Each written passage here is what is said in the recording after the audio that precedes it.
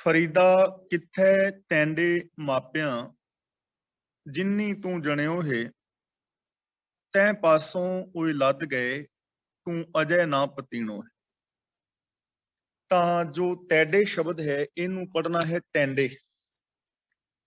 ਫਰੀਦਾ ਕਿੱਥੇ ਟੈਂਡੇ ਮਾਪਿਆਂ ਕਿ ਤੇਰੇ ਮਾਂ-ਬਾਪ ਕਿੱਥੇ ਨੇ ਜਿਨ੍ਹਾਂ ਨੇ ਤੈਨੂੰ ਜਨਮ ਦਿੱਤਾ, ਯਾਨੀ ਜਿਨ੍ਹਾਂ ਨੇ ਤੈਨੂੰ ਜਨਮ ਦਿੱਤਾ ਉਹ ਤੇਰੇ ਮਾਂ-ਬਾਪ ਕਿੱਥੇ ਨੇ। ਤੈਂ ਪਾਸੋਂ ਉਹ ਲੱਦ ਗਏ।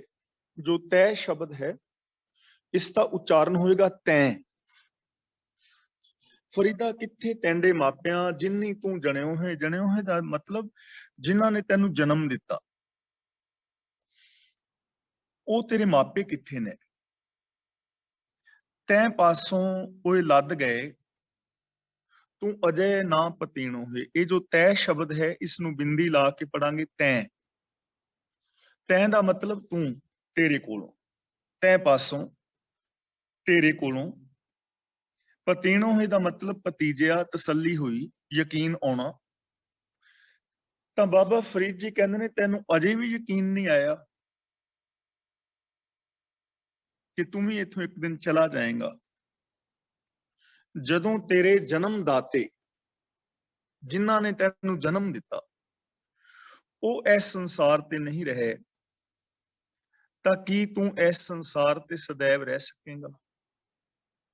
ਤਾਂ ਇਹਦਾ ਮਤਲਬ ਕਿ ਇਸ ਸੰਸਾਰ ਦੇ ਉੱਤੇ ਸਦਾ ਸਰੀਰ ਕਰਕੇ ਕਿਸੇ ਨੇ ਨਹੀਂ ਰਹਿਣਾ। ਤਾਂ ਇਹ ਮੈਂ ਬਾਰ-ਬਾਰ ਬੇਨਤੀ ਕਰ ਰਿਹਾ ਕਿ ਇੱਥੇ ਕਦਾਚਿਤ ਵੀ ਬੰਦੇ ਨੂੰ ਮੌਤ ਤੋਂ ਡਰਾਇਆ ਨਹੀਂ ਜਾ ਰਿਹਾ। ਇੱਥੇ ਪੋਜ਼ਿਟਿਵ ਥਿੰਕਿੰਗ ਦਿੱਤੀ ਜਾ ਰਹੀ ਹੈ, ਕੁਝ ਕਰਨ ਦੀ ਪ੍ਰੇਰਣਾ ਦਿੱਤੀ ਜਾ ਰਹੀ ਹੈ।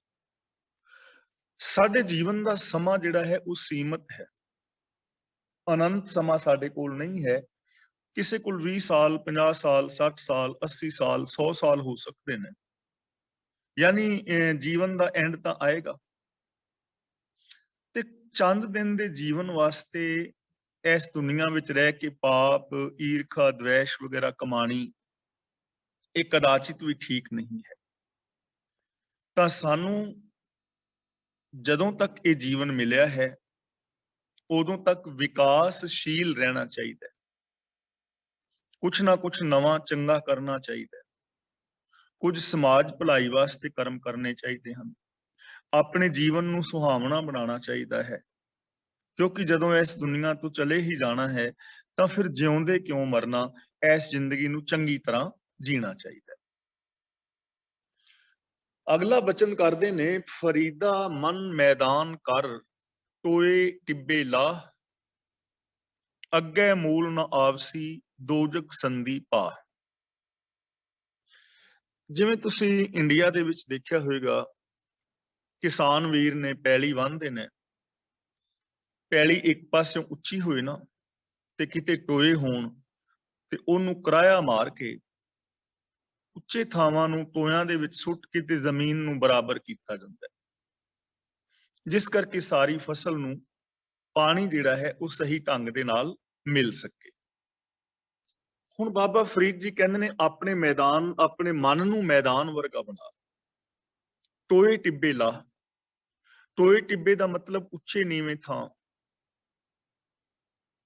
ਊਚ ਨੀਚ ਦੇ ਵਿਤਕਰੇ, ਕਿਸੇ ਨੂੰ ਉੱਚਾ ਸਮਝਣਾ, ਕਿਸੇ ਨੂੰ ਨੀਵਾਂ ਸਮਝਣਾ। ਇਹ ਉੱਚੀ ਜਾਤੀ ਦਾ ਹੈ, ਇਹ ਨੀਵੀਂ ਜਾਤੀ ਦਾ ਹੈ। ਮੇਰ ਤੇਰ ਦੇ ਵਿਤਕਰੇ, ਇਹਨਾਂ ਚੀਜ਼ਾਂ ਨੂੰ ਖਤਮ ਕਰ ਦੇ ਔਰ ਆਪਣੇ ਮਨ ਨੂੰ, ਆਪਣੀ ਸੋਚ ਨੂੰ ਮੈਦਾਨ ਵਰਗਾ ਸਮਤਲ ਬਣਾ।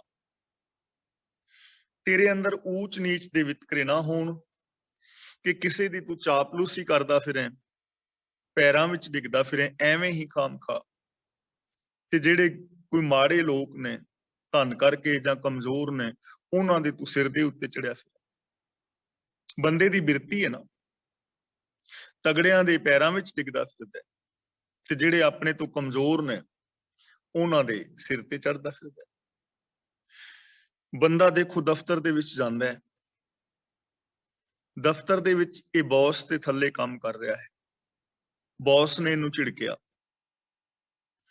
ਹੁਣ ਇਹਦਾ ਬੌਸ ਅੱਗੇ ਜ਼ੋਰ ਤਾਂ ਚੱਲਦਾ ਨਹੀਂ, ਬੌਸ ਦੀ ਝਿੜਕ ਖਾ ਕੇ ਪਰੇਸ਼ਾਨ ਹੈ। ਉਸੇ ਪਰੇਸ਼ਾਨੀ ਦੇ ਵਿੱਚ ਘਰ ਆਉਂਦਾ ਹੈ ਤੇ ਘਰ ਵਾਲੀ ਨੇ ਕੁਝ ਕਹਿ ਦਿੱਤਾ ਤੇ ਇਹ ਹੁਣ ਉਥੋਂ ਦਾ ਜਿਹੜਾ ਗੁੱਸਾ ਹੈ ਘਰ ਵਾਲੀ ਤੇ ਕੱਢ ਰਿਹਾ ਹੈ, ਘਰ ਵਾਲੀ ਤੇ ਕੱਢ ਰਿਹਾ। ਹੁਣ ਘਰ ਵਾਲੀ ਇਸ ਅੱਗੇ ਬੋਲ ਨਹੀਂ ਸਕੀ ਤੇ ਛੋਟੇ ਬੱਚੇ ਨੇ ਜੇ ਕੁਝ ਗਵਾਤਾ ਤੇ ਘਰ ਵਾਲੀ ਨੇ 2 ਥੱਪੜ ਬੱਚੇ ਨੂੰ ਕੱਢ ਮਾਰੇ ਤੇ ਬੱਚਾ ਵਿਚਾਰਾ ਕਿਸੇ ਨੂੰ ਹੋਰ ਕੁਝ ਨਹੀਂ ਕਰ ਸਕਦਾ। ਉਹਦੇ ਕੋਲ ਕੋਈ ਭਾਂਡਾ ਸੀ ਕੱਚ ਦਾ, ਉਹਨੇ ਭਰਾ ਮਾਰ ਕੇ ਤੇ ਉਹ ਤੋੜ ਦਿੱਤਾ। ਕਹਿਣ ਤੋਂ ਭਾਵ ਕਿ ਆਪਣੇ ਤੋਂ ਕਮਜ਼ੋਰ ਦੇ ਉੱਤੇ ਇਸ ਬੰਦੇ ਦਾ ਜਿਹੜਾ ਹੈ ਨਾ ਉਹ ਜ਼ੋਰ ਚੱਲਦਾ ਹੈ, ਧੱਕਾ ਵਿਖਾਉਂਦਾ ਹੈ ਤੇ ਜਿਹੜਾ ਆਪਣੇ ਤੋਂ ਤਗੜਾ ਹੈ ਉਹਦੇ ਪੈਰਾਂ 'ਚ ਡਿੱਗਦਾ ਫਿਰਦਾ। ਇਸੇ ਨੂੰ ਕਹਿੰਦੇ ਨੇ ਉੱਚਾ ਨੀਵਾਂ, ਊਚ ਨੀਚ ਦੇ ਵਿਤਕਰੇ। ਸਾਰਿਆਂ ਦੇ ਨਾਲ ਵਿਹਾਰ ਇੱਕੋ ਜਿਹਾ ਨਾ ਕਰਨਾ ਤਾਂ ਇਹ ਕਦਾਚਿਤ ਵੀ ਠੀਕ ਨਹੀਂ ਹੈ। ਸਾਰਿਆਂ ਦੇ ਨਾਲ ਵਿਹਾਰ ਚੰਗਾ ਕਰਨਾ ਚਾਹੀਦਾ ਹੈ। ਆਪਣੇ ਤੋਂ ਵੱਡੇ ਨੂੰ ਸਤਿਕਾਰ ਦਿਓ, ਹਮ ਉਮਰ ਦੇ ਨਾਲ ਪਿਆਰ ਕਰੋ, ਆਪਣੇ ਤੋਂ ਛੋਟੇ ਦੇ ਨਾਲ ਸਨੇਹ ਕਰੋ। ਇਹ ਤਿੰਨੇ ਚੀਜ਼ਾਂ ਇੱਕੋ ਜਿਹੀਆਂ ਨਹੀਂ ਨੇ। ਕੇਵਲ ਉਮਰ ਦੇ ਲਿਹਾਜ਼ ਦੇ ਨਾਲ ਇਹ ਸ਼ਬਦਾਵਲੀ ਬਣਾ ਲਈ ਕਿ ਵੱਡੇ ਦਾ ਸਤਿਕਾਰ ਕਰੋ, ਹਮ ਉਮਰ ਨਾਲ ਪਿਆਰ ਕਰੋ, ਛੋਟੇ ਦੇ ਨਾਲ ਸਨੇਹ ਕਰੋ। ਹੈ ਇੱਕੋ ਹੀ ਚੀਜ਼ ਹੈ, ਪਿਆਰ ਹੀ। ਸਾਰਿਆਂ ਦੇ ਨਾਲ ਪਿਆਰ ਵਾਲਾ ਵਰਤਾਵ ਕਰੋ। ਊਚ ਨੀਚ ਦੇ ਵਿਤਕਰਿਆਂ ਨੂੰ ਖਤਮ ਕਰਕੇ ਆਪਣੇ ਮਨ ਦੇ ਅੰਦਰ ਸਮਤਾ ਪੈਦਾ ਕਰ। ਫਿਰ ਕੀ ਹੋਏਗਾ? ਅੱਗੇ ਮੂਲ ਨਾ ਆਵਸੀ ਦੋਜਕ ਸੰਧੀ ਪਾਹ। ਪਾਹ ਦਾ ਮਤਲਬ ਅੱਗ। ਹੁਣ ਮੁਸਲਮਾਨ ਵੀਰਾਂ ਦਾ ਖਿਆਲ ਹੈ ਕਿ ਕਿਆਮਤ ਵਾਲੇ ਦਿਨ ਜਦੋਂ ਖੁਦਾ ਲੇਖਾ ਜੋਖਾ ਕਰੇਗਾ ਸਾਰੇ ਮੁਰਦਿਆਂ ਨੂੰ ਉਠਾ ਕੇ, ਜਿਨ੍ਹਾਂ ਨੇ ਚੰਗੇ ਕਰਮ ਕੀਤੇ ਹੋਣਗੇ ਉਹ ਸਵਰਗ ਵਿੱਚ, ਜੰਨਤ ਵਿੱਚ, ਤੇ ਬਾਕੀ ਦੋਜਕ ਦੀ ਅੱਗ ਦੇ ਅੰਦਰ ਸੜਨਗੇ। ਲੇਕਿਨ ਇੱਥੇ ਇਹਦਾ ਭਾਵ ਕੀ ਹੈ ਕਿ ਜੇ ਤੂੰ ਊਚ ਨੀਚ ਦੇ ਵਿਤਕਰੇ ਖਤਮ ਕਰ ਦਵੇਂ, ਮੇਰ ਤੇਰ ਦੇ ਵਿਤਕਰੇ ਖਤਮ ਕਰ ਦਵੇਂ, ਸਾਰਿਆਂ ਦੇ ਨਾਲ ਇੱਕੋ ਜਿਹਾ ਸਤਿਕਾਰ ਪਿਆਰ ਵਾਲਾ ਸੱਚਾ ਵਿਹਾਰ ਕਰੇ ਤਾਂ ਕੀ ਹੋਏਗਾ? ਅੱਗੇ ਮੂਲ ਨਾ ਆਵਸੀ।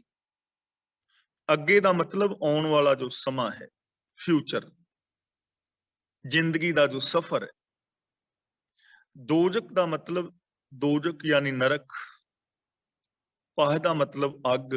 ਤਾਂ ਤੇਰੇ ਜ਼ਿੰਦਗੀ ਦੇ ਅੰਦਰ ਆਉਣ ਵਾਲੇ ਸਮੇਂ ਦੇ ਅੰਦਰ ਦੋਜਕ ਦੀ, ਨਰਕ ਦੀ ਅੱਗ ਨਹੀਂ ਆਏਗੀ। ਤੈਨੂੰ ਨਰਕ ਦੀ ਅੱਗ ਵਿੱਚ ਸੜਨਾ ਨਹੀਂ ਪਏਗਾ ਫਿਊਚਰ ਦੇ ਅੰਦਰ, ਆਉਣ ਵਾਲੇ ਸਮੇਂ ਵਿੱਚ। ਹੁਣ ਨਰਕ ਕੀ ਹੈ ਇਹਦੇ ਬਾਰੇ ਅਸੀਂ ਪਹਿਲਾਂ ਵਿਚਾਰ ਕਰ ਚੁੱਕੇ ਹਾਂ। ਨਰਕ ਦਾ ਮਤਲਬ ਵਿਕਾਰ, ਪਾਪ, ਅਪਰਾਧਾਂ ਕਰਕੇ ਪੈਦਾ ਹੋਇਆ ਜਿਹੜਾ ਦੁੱਖ ਹੈ।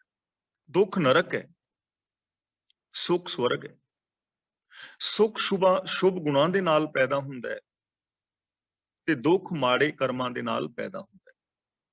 ਤਾਂ ਬਾਬਾ ਫਰੀਦ ਜੀ ਸਾਨੂੰ ਸਮਝਾ ਰਹੇ ਹਨ ਕਿ ਜੇ ਬੰਦਾ ਵਰਤਮਾਨ ਦੇ ਅੰਦਰ ਜੋ ਅਸੀਂ ਜ਼ਿੰਦਗੀ ਜੀ ਰਹੇ ਹਾਂ, ਇਸ ਜੀਵਨ ਦੇ ਅੰਦਰ ਊਚ ਨੀਚ ਦੇ ਵਿਤਕਰੇ ਆਪਣੀ ਸੋਚ ਵਿੱਚੋਂ ਖਤਮ ਕਰ ਦੇਵੇ ਔਰ ਆਪਣੀ ਸੋਚ ਸਾਰਿਆਂ ਦੇ ਨਾਲ ਇੱਕੋ ਜਿਹੀ ਬਣਾ ਲਏ, ਇੱਕੋ ਜਿਹਾ ਵਰਤਾਵ ਕਰੇ, ਚੰਗਾ, ਪਿਆਰਾ, ਸੱਚਾ, ਤਾਂ ਇਹਦੇ ਫਿਊਚਰ ਦੇ ਅੰਦਰ ਦੁੱਖਾਂ ਦੀ ਅੱਗ ਨਹੀਂ ਆਏਗੀ।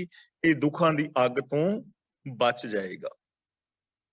ਤਾਂ ਦੁੱਖਾਂ, ਵਿਕਾਰਾਂ ਔਰ ਪਾਪਾਂ ਦੀ ਅੱਗ ਤੋਂ ਬਚਣ ਲਈ ਸਾਨੂੰ ਹਰ ਇਨਸਾਨ ਨੂੰ ਯਤਨ ਕਰਨਾ ਚਾਹੀਦਾ, ਆਪ ਵੀ ਔਰ ਦੂਜਿਆਂ ਨੂੰ ਵੀ ਪ੍ਰੇਰਨਾ ਦੇਣੀ ਚਾਹੀਦੀ। ਅਗਲਾ ਬਚਨ ਕਰਦੇ ਨੇ, ਫਰੀਦਾ ਖਾਲਕ ਖਲਕ ਮਹਿ। ਇਹ ਸ਼ਲੋਕ ਸਾਹਿਬ ਸ੍ਰੀ ਗੁਰੂ ਅਰਜਨ ਪਾਤਸ਼ਾਹ ਜੀ ਦਾ ਹੈ। ਫਰੀਦਾ ਖਾਲਕ ਖਲਕ ਮਹਿ, ਖਲਕ ਵਸੈ ਰੱਬ ਮਾਹਿ। ਹੁਣ ਦੇਖੋ ਇੱਕ ਚੀਜ਼, ਅਸੀਂ ਇੱਕ ਵਿਚਾਰ ਬਣਾਇਆ ਧਰਮ ਦੀ ਦੁਨੀਆ ਵਿੱਚ ਕਿ ਰੱਬ ਇਸ ਸੰਸਾਰ ਤੋਂ ਵੱਖਰਾ ਕਿਰੇ ਜੰਨਤ ਜਾਂ ਸਵਰਗ ਜਾਂ ਬੈਕੁੰਠ ਧਾਮ ਵਿੱਚ ਬੈਠ ਕੇ ਤੇ ਇਸ ਸੰਸਾਰ ਦੀ ਪਾਲਣਾ ਕਰਦਾ ਹੈ ਜਾਂ ਸੰਚਾਲਨ ਕਰਦਾ ਹੈ, ਵੱਖਰਾ ਉੱਤੇ ਕਿਤੇ ਬੈਠਾ ਹੈ। ਪਰ ਗੁਰੂਦੇਵ ਪਾਤਸ਼ਾਹ ਜੀ ਨੇ ਇਸ ਖਿਆਲ ਨੂੰ ਰੱਦ ਕੀਤਾ। ਉਹ ਕਹਿੰਦੇ ਨੇ ਵੱਖਰਾ ਬੈਠਾ ਹੋਇਆ ਕਿਤੇ ਰੱਬ ਨਹੀਂ ਹੈ, ਉਹ ਸਰਬ ਵਿਆਪਕ ਹੈ। ਇੱਕ ਓੰਕਾਰ ਦੀ ਗੱਲ ਹੀ ਸਰਬ ਵਿਆਪਕਤਾ ਦੀ ਗੱਲ। ਕਣ ਕਣ ਦੇ ਅੰਦਰ ਇੱਕੋ ਹੀ ਰਮਿਆ ਹੋਇਆ ਹੈ, ਇੱਕੋ ਹੀ ਫੈਲਿਆ ਹੋਇਆ ਹੈ, ਇੱਕੋ ਦਾ ਹੀ ਖਲਾਰਾ ਹੈ। ਤੇ ਉਹ ਇੱਕ ਜਿਹੜਾ ਹੈ ਉਹ ਉੱਤੇ ਨਹੀਂ ਬੈਠਾ, ਉਹ ਆਪ ਹੀ ਪਸਰਿਆ ਹੋਇਆ ਹੈ। ਅਨੇਕ ਭਾਂਤ ਹੋਈ ਪਸਰਿਆ, ਅਨੇਕਾਂ ਤਰੀਕਿਆਂ ਦੇ ਨਾਲ ਉਹੀ ਪਸਰਿਆ ਹੋਇਆ ਹੈ। ਤਾਂ ਸਾਹਿਬ ਸ੍ਰੀ ਗੁਰੂ ਅਰਜਨ ਪਾਤਸ਼ਾਹ ਜੀ ਕਹਿ ਰਹੇ ਨੇ, ਫਰੀਦਾ ਖਾਲਕ ਖਲਕ ਮਹਿ। ਖਾਲਕ ਦਾ ਮਤਲਬ ਖਲਕਤ ਨੂੰ ਪੈਦਾ ਕਰਨ ਵਾਲਾ ਪ੍ਰਭੂ, ਤੇ ਖਲਕ ਦਾ ਮਤਲਬ ਖਲਕਤ, ਮਹਿ ਦਾ ਮਤਲਬ ਵਿੱਚ, ਕਿ हे ਫਰੀਦ, ਪ੍ਰਭੂ ਸਾਰੀ ਕਾਇਨਾਤ ਦੇ ਅੰਦਰ ਖਲਕਤ ਦੇ ਵਿੱਚ ਮੌਜੂਦ ਹੈ। ਖਲਕ ਵਸੈ ਰੱਬ ਮਾਹੇ, ਤੇ ਇਹ ਜੋ ਖਲਕਤ ਹੈ ਉਸ ਰੱਬ ਦੇ ਵਿੱਚ ਵਸ ਰਹੀ ਹੈ। ਖਾਲਕ ਖਲਕਤ ਵਿੱਚ ਹੈ ਔਰ ਖਲਕਤ ਰੱਬ ਵਿੱਚ ਹੈ, ਇੱਕ ਦੂਜੇ ਤੋਂ ਵੱਖਰੇ ਨਹੀਂ ਹਨ। ਤਾਣੇ ਔਰ ਪੇਟੇ ਦੀ ਤਰ੍ਹਾਂ। ਜਿਵੇਂ ਇਹ ਮਿਸਾਲ ਸਿਰਫ ਇੱਕ ਲੈ ਰਿਹਾ, ਇਹਦਾ ਇੱਕ ਪੱਖ ਲੈਣਾ ਹੈ। ਜਿਵੇਂ ਅਸੀਂ ਕੋਈ ਬਰਫ਼ ਦਾ ਟੁਕੜਾ, ਕੌਲੀ ਕੋਈ ਜਿਹੜੀ ਸਾਡੇ ਕੋਲ ਕੋਈ ਬਰਤਨ ਹੋਵੇ, ਕਟੋਰੀ, ਤੇ ਉਸ ਕੌਲੀ ਨੂੰ ਅਸੀਂ ਭਰੇ ਹੋਏ ਟੱਬ ਦੇ, ਪਾਣੀ ਦੇ ਟੱਬ ਦੇ ਵਿੱਚ ਰੱਖ ਦਿੰਦੇ। ਹੁਣ ਉਹ ਪਾਣੀ ਦੇ ਵਿੱਚ ਡੁੱਬ ਜਾਏਗੀ, ਤੇ ਹੁਣ ਸਵਾਲ ਪੈਦਾ ਹੋਏਗਾ ਕਿ ਕੌਲੀ ਪਾਣੀ ਵਿੱਚ ਹੈ ਕਿ ਪਾਣੀ ਕੌਲੀ ਵਿੱਚ? ਤਾਂ ਕਹਿਣਾ ਪਵੇਗਾ ਪਾਣੀ ਵਿੱਚ ਕੌਲੀ ਹੈ, ਕੌਲੀ ਵਿੱਚ ਪਾਣੀ। ਲੇਕਿਨ ਇੱਕ ਨਿੱਕੀ ਜਿਹੀ ਮਿਸਾਲ ਹੈ, ਇੱਥੇ ਅਸੀਂ ਸ਼ੰਕਾ ਕਰ ਸਕਦੇ ਹਾਂ ਕਿ ਕੌਲੀ ਵੱਖਰੀ ਹੈ, ਪਰ ਪ੍ਰਭੂ ਐਸਾ ਨਹੀਂ ਹੈ। ਉਹ ਖਲਕਤ ਵਿੱਚ ਤੇ ਖਲਕਤ ਰੱਬ ਦੇ ਵਿੱਚ ਇੱਕ ਮਿਕ ਨੇ ਇਹ ਦੋਵੇਂ। ਇਹ ਇੰਜ ਅਸੀਂ ਸਮਝ ਸਕਦੇ ਹਾਂ ਜਿਵੇਂ ਪਾਣੀ ਵਿੱਚ ਤਰੰਗਾਂ ਔਰ ਤਰੰਗਾਂ ਵਿੱਚ ਪਾਣੀ, ਦੋਵੇਂ ਇੱਕੋ ਹੀ ਚੀਜ਼ ਨੇ। ਜਿਵੇਂ ਸੋਨਾ ਔਰ ਸੋਨੇ ਦੇ ਗਹਿਣੇ ਇੱਕ ਚੀਜ਼ ਨੇ। ਤਾਂ ਸਾਹਿਬ ਸ੍ਰੀ ਗੁਰੂ ਅਰਜਨ ਪਾਤਸ਼ਾਹ ਜੀ ਸਮਝਾ ਰਹੇ ਨੇ ਕਿ हे ਫਰੀਦ, ਖਲਕਤ ਪੈਦਾ ਕਰਨ ਵਾਲਾ ਖਲਕਤ ਵਿੱਚ ਮੌਜੂਦ ਹੈ ਔਰ ਖਲਕਤ ਪ੍ਰਭੂ ਦੇ ਅੰਦਰ ਵਸ ਰਹੀ ਹੈ। ਦੋਵੇਂ ਅਭੇਦ ਨੇ, ਇੱਕ ਦੂਜੇ ਤੋਂ ਵੱਖਰੇ ਨਹੀਂ ਹਨ। ਅਗਲਾ ਬਚਨ ਕਰਦੇ ਨੇ, ਮੰਦਾ ਕਿਸ ਨੂੰ ਆਖੀਐ ਜਾਂ ਤਿਸ ਬਿਨ ਕੋਈ ਨਾ ਹੈ। ਉਸ ਰੱਬ ਤੋਂ ਬਿਨਾ ਕੋਈ ਹੈ ਹੀ ਨਹੀਂ। ਤਿਸ ਬਿਨ, ਕਿ ਉਸ ਰੱਬ ਤੋਂ ਬਿਨਾ, ਤੇ ਜਾਂ ਤਿਸ ਬਿਨ ਕੋਈ ਨਾ ਹੈ, ਜਦੋਂ ਉਹਦੇ ਤੋਂ ਬਿਨਾ ਕੋਈ ਹੈ ਹੀ ਨਹੀਂ, ਤੇ ਮੰਦਾ ਕਿਹਨੂੰ ਕਵੀਏ? ਕਿਹਨੂੰ ਕਵੀਏ ਕਿ ਇਹ ਬੰਦਾ ਮਾੜਾ ਹੈ, ਇਹ ਬੰਦਾ ਮਾੜਾ ਹੈ? ਕਿਹਨੂੰ ਮਾੜਾ ਕਵੀਏ, ਕਿਹਨੂੰ ਚੰਗਾ ਕਵੀਏ, ਜਦੋਂ ਰੱਬ ਤੋਂ ਬਿਨਾ ਕੋਈ ਹੈ ਹੀ ਨਹੀਂ? ਤਾਂ ਇਹ ਚੀਜ਼ ਸਮਝਣ ਵਾਲੀ ਹੈ। ਹਰ ਇਨਸਾਨ ਰੱਬ ਦਾ ਹੀ ਰੂਪ ਹੈ। ਜੋ ਦਿਸੈ ਸੋ ਤੇਰਾ ਰੂਪ। ਹੁਣ ਕਿਸੇ ਨੂੰ ਮੰਦਾ ਨਹੀਂ ਕਿਹਾ ਜਾ ਸਕਦਾ। ਨਾ ਕੋਈ ਚੰਗਾ ਹੈ, ਨਾ ਕੋਈ ਮੰਦਾ ਹੈ। ਚੰਗਾ ਔਰ ਮੰਦਾ ਉਸਨੂੰ ਉਹਦੇ ਕਰਮ ਬਣਾਉਣਗੇ ਕਿ ਉਹ ਕਰਮ ਕੈਸੇ ਕਰਦਾ ਹੈ, ਉਹਦੇ ਬੋਲ ਕੈਸੇ ਨੇ, ਉਹਦਾ ਵਿਹਾਰ ਕੈਸਾ ਹੈ। ਜੇ ਤਾਂ ਬੋਲ ਚੰਗੇ, ਮਿੱਠੇ, ਪਿਆਰੇ ਨੇ, ਵਿਹਾਰ ਚੰਗਾ ਹੈ, ਸੋਚ ਚੰਗੀ ਹੈ, ਤੇ ਬੰਦਾ ਚੰਗਾ ਹੈ। ਤੇ ਜੇ ਕਿਸੇ ਦਾ ਵਿਹਾਰ ਮਾੜਾ ਹੈ, ਬੋਲ ਮਾੜੇ ਨੇ, ਸੋਚ ਮਾੜੀ ਹੈ, ਤੇ ਬੰਦਾ ਮਾੜਾ ਹੋ ਗਿਆ। ਜਦੋਂ ਅਸੀਂ ਕਹਿੰਦੇ ਹਾਂ ਨਾ ਕਿ ਫਲਾਂ ਬੰਦਾ ਬਹੁਤ ਬੁਰਾ ਹੈ, ਤਾਂ ਇਹਦਾ ਮਤਲਬ ਇਹ ਹੁੰਦਾ ਹੈ ਕਿ ਉਹਦੇ ਕਰਮ ਬੁਰੇ ਨੇ, ਉਹਦੀ ਸੋਚ ਬੁਰੀ ਹੈ, ਉਹਦੇ ਬੋਲ ਬੁਰੇ ਨੇ, ਲੇਕਿਨ ਉਹਦੇ ਅੰਦਰ ਪ੍ਰਭੂ ਦਾ ਅੰਸ਼, ਪ੍ਰਭੂ ਦੇ ਗੁਣ ਹਰ ਇਨਸਾਨ ਦੇ ਵਿੱਚ ਮੌਜੂਦ ਨੇ। ਜਿਵੇਂ ਆਪਾਂ ਇਹ ਚੀਜ਼ ਪਹਿਲਾਂ ਵਿਚਾਰ ਚੁੱਕੇ ਹਾਂ ਕਈ ਵਾਰ, ਕਿ ਹਰ ਇਨਸਾਨ ਦੇ ਅੰਦਰ ਸਤ, ਸੰਤੋਖ, ਦਇਆ, ਧਰਮ, ਧੀਰਜ, ਗਿਆਨ, ਵਿਰਾਗ, ਨਿਮਾਨਤਾ ਆਦਿਕ ਸ਼ੁਭ ਗੁਣ ਮੌਜੂਦ ਨੇ। ਇਨਸਾਨੀਅਤ ਹਰ ਇਨਸਾਨ ਵਿੱਚ ਮੌਜੂਦ ਹੈ, ਲੇਕਿਨ ਬੰਦਾ ਇਹਨਾਂ ਗੁਣਾਂ ਨੂੰ ਯੂਜ਼ ਨਹੀਂ ਕਰਦਾ। ਸੱਚ ਅੰਦਰ ਹੈ, ਪਰ ਬੰਦਾ ਉਸ ਸੱਚ ਨੂੰ ਪ੍ਰਗਟ ਨਹੀਂ ਕਰਦਾ, ਸੱਚ ਬੋਲਦਾ ਨਹੀਂ, ਸੱਚਾ ਵਿਹਾਰ ਕਰਦਾ ਨਹੀਂ। ਇਹ ਸਾਡੀ ਪ੍ਰੋਬਲਮ। ਹੁਣ ਕਈ ਵਾਰ ਇਹ ਸਵਾਲ ਪੈਦਾ ਹੁੰਦਾ ਹੈ ਕਿ ਜੇ ਸਾਰਿਆਂ ਵਿੱਚ ਰੱਬ ਹੈ, ਤਾਂ ਫਿਰ ਕੋਈ ਬੰਦਾ ਚੰਗਾ ਜਾਂ ਕੋਈ ਬੰਦਾ ਮਾੜਾ ਕਿਉਂ ਹੈ? ਤਾਂ ਇਹਦੇ ਬਾਰੇ ਆਪਾਂ ਪਹਿਲਾਂ ਵਿਚਾਰ ਕਰ ਚੁੱਕੇ ਹਾਂ। ਕਈ ਵਾਰ ਇਹ ਵਿਚਾਰ ਆਪ ਦੇ ਨਾਲ ਸਾਂਝੀ ਕੀਤੀ, ਅੱਜ ਵੀ ਮੈਂ ਥੋੜਾ ਜਿਹਾ ਦੁਹਰਾ ਦਿਆਂ ਕਿ ਇਹ ਸਾਡੀ ਲਰਨਿੰਗ ਪ੍ਰੋਸੈਸਿੰਗ ਹੈ। ਅਸੀਂ ਸਿੱਖਦੇ ਕੀ ਹਾਂ? ਜਿਵੇਂ ਕੋਈ ਵੀ ਐਕਟੀਵਿਟੀ, ਇਵੈਂਟ ਹੈ, ਕੋਈ ਵੀ ਘਟਨਾ ਹੈ, ਉਸ ਘਟਨਾ ਨੂੰ ਅਸੀਂ ਕਿਵੇਂ ਲੈਂਦੇ ਹਾਂ, ਨੈਗੇਟਿਵ ਜਾਂ ਪੋਜ਼ਿਟਿਵ? ਇੱਕ ਘਟਨਾ ਨੂੰ ਇੱਕ ਬੰਦਾ ਕਿਸੇ ਤਰ੍ਹਾਂ ਲੈ ਰਿਹਾ ਹੈ, ਦੂਜਾ ਬੰਦਾ ਉਸ ਘਟਨਾ ਨੂੰ ਕਿਸੇ ਤਰ੍ਹਾਂ ਲੈ ਰਿਹਾ। ਇੱਕ ਬੰਦੇ ਨੇ ਕਹਿ ਦਿੱਤਾ ਵੀ ਤੂੰ ਬਹੁਤ ਬਦਤਮੀਜ਼ ਹੈ, 4 ਬੰਦਿਆਂ ਵਿੱਚ ਕਹਿ ਦਿੱਤਾ ਤੂੰ ਬੜਾ ਬਦਤਮੀਜ਼ ਹੈ। ਹੁਣ ਦੇਖੋ, ਇੱਕ ਬੰਦਾ ਇਸ ਘਟਨਾ ਨੂੰ ਇਸ ਢੰਗ ਨਾਲ ਲੈਂਦਾ ਵੀ ਤੂੰ ਕੌਣ ਹੁੰਦਾ ਮੈਨੂੰ ਬਦਤਮੀਜ਼ ਕਹਿਣ ਵਾਲਾ, ਇੰਨੀ ਵੱਡੀ ਬੇਇੱਜ਼ਤੀ, ਤੂੰ ਤਾਂ ਮੇਰੀ 4 ਬੰਦਿਆਂ ਦੇ ਵਿੱਚ ਬੇਇੱਜ਼ਤੀ ਕੀਤੀ। ਉਹ ਇਸ ਇੱਕ ਸ਼ਬਦਾਵਲੀ ਨੂੰ ਐਵੇਂ ਲੈ ਕੇ ਉਹਦੇ ਗਲ ਪੈ ਜਾਂਦਾ ਹੈ, ਲੜਾਈ ਹੋ ਜਾਂਦੀ ਹੈ, ਘਸੁੰਨ ਮੁੱਕੀ ਹੁੰਦੀ ਹੈ, ਗਿੱਟੇ ਗੋਡੇ ਟੁੱਟਦੇ ਨੇ ਔਰ ਬੰਦੇ ਜੇਲ੍ਹ ਤੱਕ ਪਹੁੰਚ ਜਾਂਦੇ। ਸਿਰਫ ਇੱਕ ਗੱਲ ਕਿ ਤੂੰ ਬੜਾ ਬਦਤਮੀਜ਼ ਹੈ। ਇੱਕ ਬੰਦੇ ਨੇ ਤੇ ਇਸ ਚੀਜ਼ ਨੂੰ ਐਵੇਂ ਲਿਆ, ਦੂਜੇ ਬੰਦੇ ਨੇ ਇਸ ਚੀਜ਼ ਨੂੰ ਐਵੇਂ ਲਿਆ ਕਿ ਯਾਰ ਉਹਨੇ ਬੜੀ ਵੱਡੀ ਗੱਲ ਕਹਿ ਦਿੱਤੀ, ਉਹਨੂੰ ਕਹਿਣੀ ਨਹੀਂ ਸੀ ਚਾਹੀਦੀ, ਪਰ ਲੜਾਈ ਦੰਗਾ ਨਹੀਂ। ਤੀਜੇ ਬੰਦੇ ਨੇ ਕਿਹਾ ਯਾਰ ਇਹ ਤਾਂ ਮਾਮੂਲੀ ਗੱਲ ਹੈ, ਬਦਤਮੀਜ਼ ਕਹਿਣ ਨਾਲ ਕੋਈ ਬਦਤਮੀਜ਼ ਥੋੜਾ ਹੋ ਜਾਂਦਾ। ਜੇ ਉਹਨੇ ਕਹਿ ਦਿੱਤਾ ਤੂੰ ਬਦਤਮੀਜ਼ ਹੈ ਤਾਂ ਤੇਰਾ ਕਿਹੜਾ ਕੋਈ ਗੁਣ ਖਤਮ ਹੋ ਗਿਆ? ਜੇ ਤੂੰ ਡਾਕਟਰ ਹੈ ਤਾਂ ਫਿਰ ਵੀ ਡਾਕਟਰ ਹੈ, ਜੇ ਤੂੰ ਇੰਜੀਨੀਅਰ ਹੈ ਤਾਂ ਫਿਰ ਵੀ ਇੰਜੀਨੀਅਰ ਹੈ, ਜੇ ਤੂੰ ਸੱਚਾ ਹੈ ਤੇ ਫਿਰ ਵੀ ਸੱਚਾ ਹੈ। ਉਹਦੇ ਕਹਿਣ ਨਾਲ ਕੀ ਫਰਕ ਪੈਂਦਾ ਹੈ? ਇਹ ਕੋਈ ਖਾਸ ਗੱਲ ਨਹੀਂ ਹੈ, ਮਾਮੂਲੀ ਗੱਲ ਹੈ। ਤੇ ਚੌਥਾ ਬੰਦਾ ਇਸ ਗੱਲ ਨੂੰ ਸੁਣਦਾ ਹੀ ਨਹੀਂ, ਉਹ ਕਹਿੰਦਾ ਉਹ ਕਹਿਣ ਵਾਲਾ ਆਪ ਨੂੰ ਰੱਖੂਗਾ, ਛੱਡ ਪਰਾਂ, ਇਹ ਕੋਈ ਗੱਲ ਹੈ? ਤਾਂ ਹੁਣ ਗੱਲ ਤਾਂ ਇੱਕੋ ਹੀ ਹੈ ਨਾ, ਉਹਨੂੰ ਅਲੱਗ-ਅਲੱਗ ਐਂਗਲ ਤੋਂ ਹਰ ਬੰਦਾ ਸੋਚੇਗਾ, ਉਹਦੇ ਤੇ ਰਿਐਕਟ ਕਰੇਗਾ। ਇਸ ਕਰਕੇ ਸਾਡਾ ਜੋ ਲਰਨਿੰਗ ਪ੍ਰੋਸੈਸ ਹੈ, ਲਰਨਿੰਗ ਪ੍ਰੋਸੈਸਿੰਗ ਹੈ, ਸਾਡੀ ਸਿੱਖਦੇ ਹਾਂ ਜੋ ਅਸੀਂ ਕਿਸੇ ਇਵੈਂਟ ਨੂੰ ਅਸੀਂ ਕਿਸ ਢੰਗ ਦੇ ਨਾਲ ਲੈਂਦੇ ਹਾਂ, ਉਹ ਸਾਨੂੰ ਚੰਗਾ ਜਾਂ ਮੰਦਾ ਬਣਾ ਦਿੰਦਾ ਹੈ। ਇਸ ਲਈ ਹਰ ਇਨਸਾਨ ਚੰਗਾ ਹੋ ਸਕਦਾ ਹੈ, ਜੇ ਉਸ ਬੰਦਾ ਜਿਹੜਾ ਹੈ, ਹਰ ਬੰਦਾ ਚੰਗਾ ਹੋ ਸਕਦਾ ਹੈ ਜੇ ਉਹ ਇਸ ਸੰਸਾਰ ਨੂੰ ਗਹੁ ਦੇ ਨਾਲ, ਪਿਆਰ ਦੇ ਨਾਲ ਤੱਕੇ। ਇਸ ਸੰਸਾਰ ਨੂੰ ਕਿਸ ਐਂਗਲ ਤੋਂ ਬੰਦਾ ਵੇਖਦਾ ਹੈ ਉਹਦੇ ਤੇ ਡਿਪੈਂਡ ਕਰੇਗਾ। ਇੱਕ ਬੰਦਾ ਦੇਖਦਾ ਹੈ ਕਿ ਇਹ ਸੰਸਾਰ ਦੁੱਖਾਂ ਦਾ ਘਰ ਹੈ, ਇੱਥੇ ਕੋਈ ਕਿਸੇ ਦਾ ਨਹੀਂ, ਇੱਥੇ ਕਿਸੇ ਦਾ ਵਿਸ਼ਵਾਸ ਨਹੀਂ ਕਰਨਾ ਚਾਹੀਦਾ, ਇੱਥੇ ਪਾਪ ਅਪਰਾਧ ਫੈਲੇ ਹੋਏ ਨੇ। ਇੱਕ ਬੰਦਾ ਤੇ ਐਵੇਂ ਸੋਚਦਾ, ਤੇ ਦੂਜਾ ਬੰਦਾ ਐਵੇਂ ਸੋਚਦਾ ਕਿ ਯਾਰ ਇਹ ਸੰਸਾਰ ਬੜਾ ਸੁਹਾਵਣਾ ਬਾਗ ਹੈ, ਇਹ ਰੱਬ ਦਾ ਘਰ ਹੈ, ਇੱਥੇ ਚਾਰ ਚੁਫੇਰੇ ਖੁਸ਼ੀਆਂ ਖੇੜਿਆਂ ਦੇ ਮੌਕੇ ਨੇ, ਇੱਥੇ ਹਰ ਬੰਦਾ ਸਫਲ ਹੋ ਸਕਦਾ ਹੈ, ਇੱਥੇ ਚਾਰ ਚੁਫੇਰੇ ਖੁਸ਼ੀਆਂ ਫੈਲੀਆਂ ਹੋਈਆਂ ਨੇ। ਦੂਜਾ ਬੰਦਾ ਐਵੇਂ ਸੋਚਦਾ ਹੈ। ਹੁਣ ਡਿਪੈਂਡ ਕਰੇਗਾ ਕਿ ਅਸੀਂ ਕੀ ਸੋਚਦੇ ਹਾਂ, ਕੀ ਵੇਖਦੇ ਹਾਂ, ਉਹ ਸਾਡੇ ਕਰਮ, ਸਾਡੀ ਸੋਚ ਸਾਨੂੰ ਚੰਗਾ ਜਾਂ ਮੰਦਾ ਬਣਾ ਦਿੰਦੀ ਹੈ। ਇਸ ਲਈ ਬਾਬਾ ਫਰੀਦ ਜੀ ਸਾਨੂੰ ਇੱਥੇ ਸਾਹਿਬ ਸ੍ਰੀ ਗੁਰੂ ਅਰਜਨ ਪਾਤਸ਼ਾਹ ਜੀ ਸਾਨੂੰ ਇੱਥੇ ਮਹਾਨ ਵੱਡੀ ਇੱਕ ਸੋਚ ਦੇ ਰਹੇ ਨੇ ਕਿ ਰੱਬ ਖਲਕਤ ਵਿੱਚ ਹੈ ਤੇ ਖਲਕਤ ਰੱਬ ਵਿੱਚ ਹੈ, ਭਾਵ ਦੋਵੇਂ ਅਭੇਦ ਨੇ, ਰੱਬ ਸਾਡੇ ਤੋਂ ਵੱਖਰਾ ਨਹੀਂ ਹੈ, ਤੁਸੀਂ ਰੱਬ ਦਾ ਰੂਪ ਹੋ। ਕਿਹਨੂੰ ਮੰਦਾ ਕਵੀਏ ਜਾਂ ਉਹਦੇ ਤੋਂ ਬਿਨਾਂ ਕੋਈ ਹੋਰ ਹੈ ਹੀ ਨਹੀਂ। ਤਾਂ ਹਰ ਇਨਸਾਨ ਰੱਬ ਵਰਗਾ ਹੋ ਕੇ ਜੀ ਸਕਦਾ ਹੈ ਜੇ ਉਹ ਚਾਹੇ ਤਾਂ। ਹਰ ਇਨਸਾਨ ਦੇ ਅੰਦਰ ਪੋਸੀਬਿਲਿਟੀ ਹੈ, ਉਹ ਇੰਨਾ ਮਹਾਨ ਹੋ ਸਕਦਾ ਹੈ, ਸਾਨੂੰ ਇਥੋਂ ਹੀ ਪ੍ਰੇਰਨਾ ਮਿਲਦੀ। ਫਰੀਦਾ ਜੇ ਦੇਹ ਨਾਲਾ ਕੱਪਿਆ, ਜੇ ਗੱਲ ਕੱਪੈ ਚੁੱਖ, ਪਵਨ ਨਾ ਇਤੀ ਮਾਮਲੇ, ਸਹਾਂ ਨਾ ਇਤੀ ਦੁੱਖ। ਹੁਣ ਜਾ ਦਿਨ ਦਾ ਮਤਲਬ ਜਿਸ ਦਿਨ, ਨਾਲਾ ਦਾ ਮਤਲਬ ਨਾੜੂ, ਜਦੋਂ ਬੱਚਾ ਪੈਦਾ ਹੁੰਦਾ ਹੈ ਤਾਂ ਉਸ ਦਾ ਨਾੜੂ ਕੱਟਿਆ ਜਾਂਦਾ ਹੈ ਨਾ। ਜਦੋਂ ਨਾੜੂ ਕੱਟਿਆ ਜਾਂਦਾ ਹੈ ਤਾਂ ਫਿਰ ਉਹ ਬੰਦਾ ਜਿਹੜਾ ਹੈ, ਬੱਚਾ ਸਾਹ ਲੈਣੇ ਸ਼ੁਰੂ ਕਰਦਾ ਹੈ। ਜੇ ਦਾ ਮਤਲਬ ਜੇਕਰ, ਗੱਲ ਦਾ ਮਤਲਬ ਗਰਦਨ, ਕੱਪੇ ਦਾ ਮਤਲਬ ਕੱਪ ਦਿੰਦੇ, ਕੱਟ ਦਿੰਦੇ।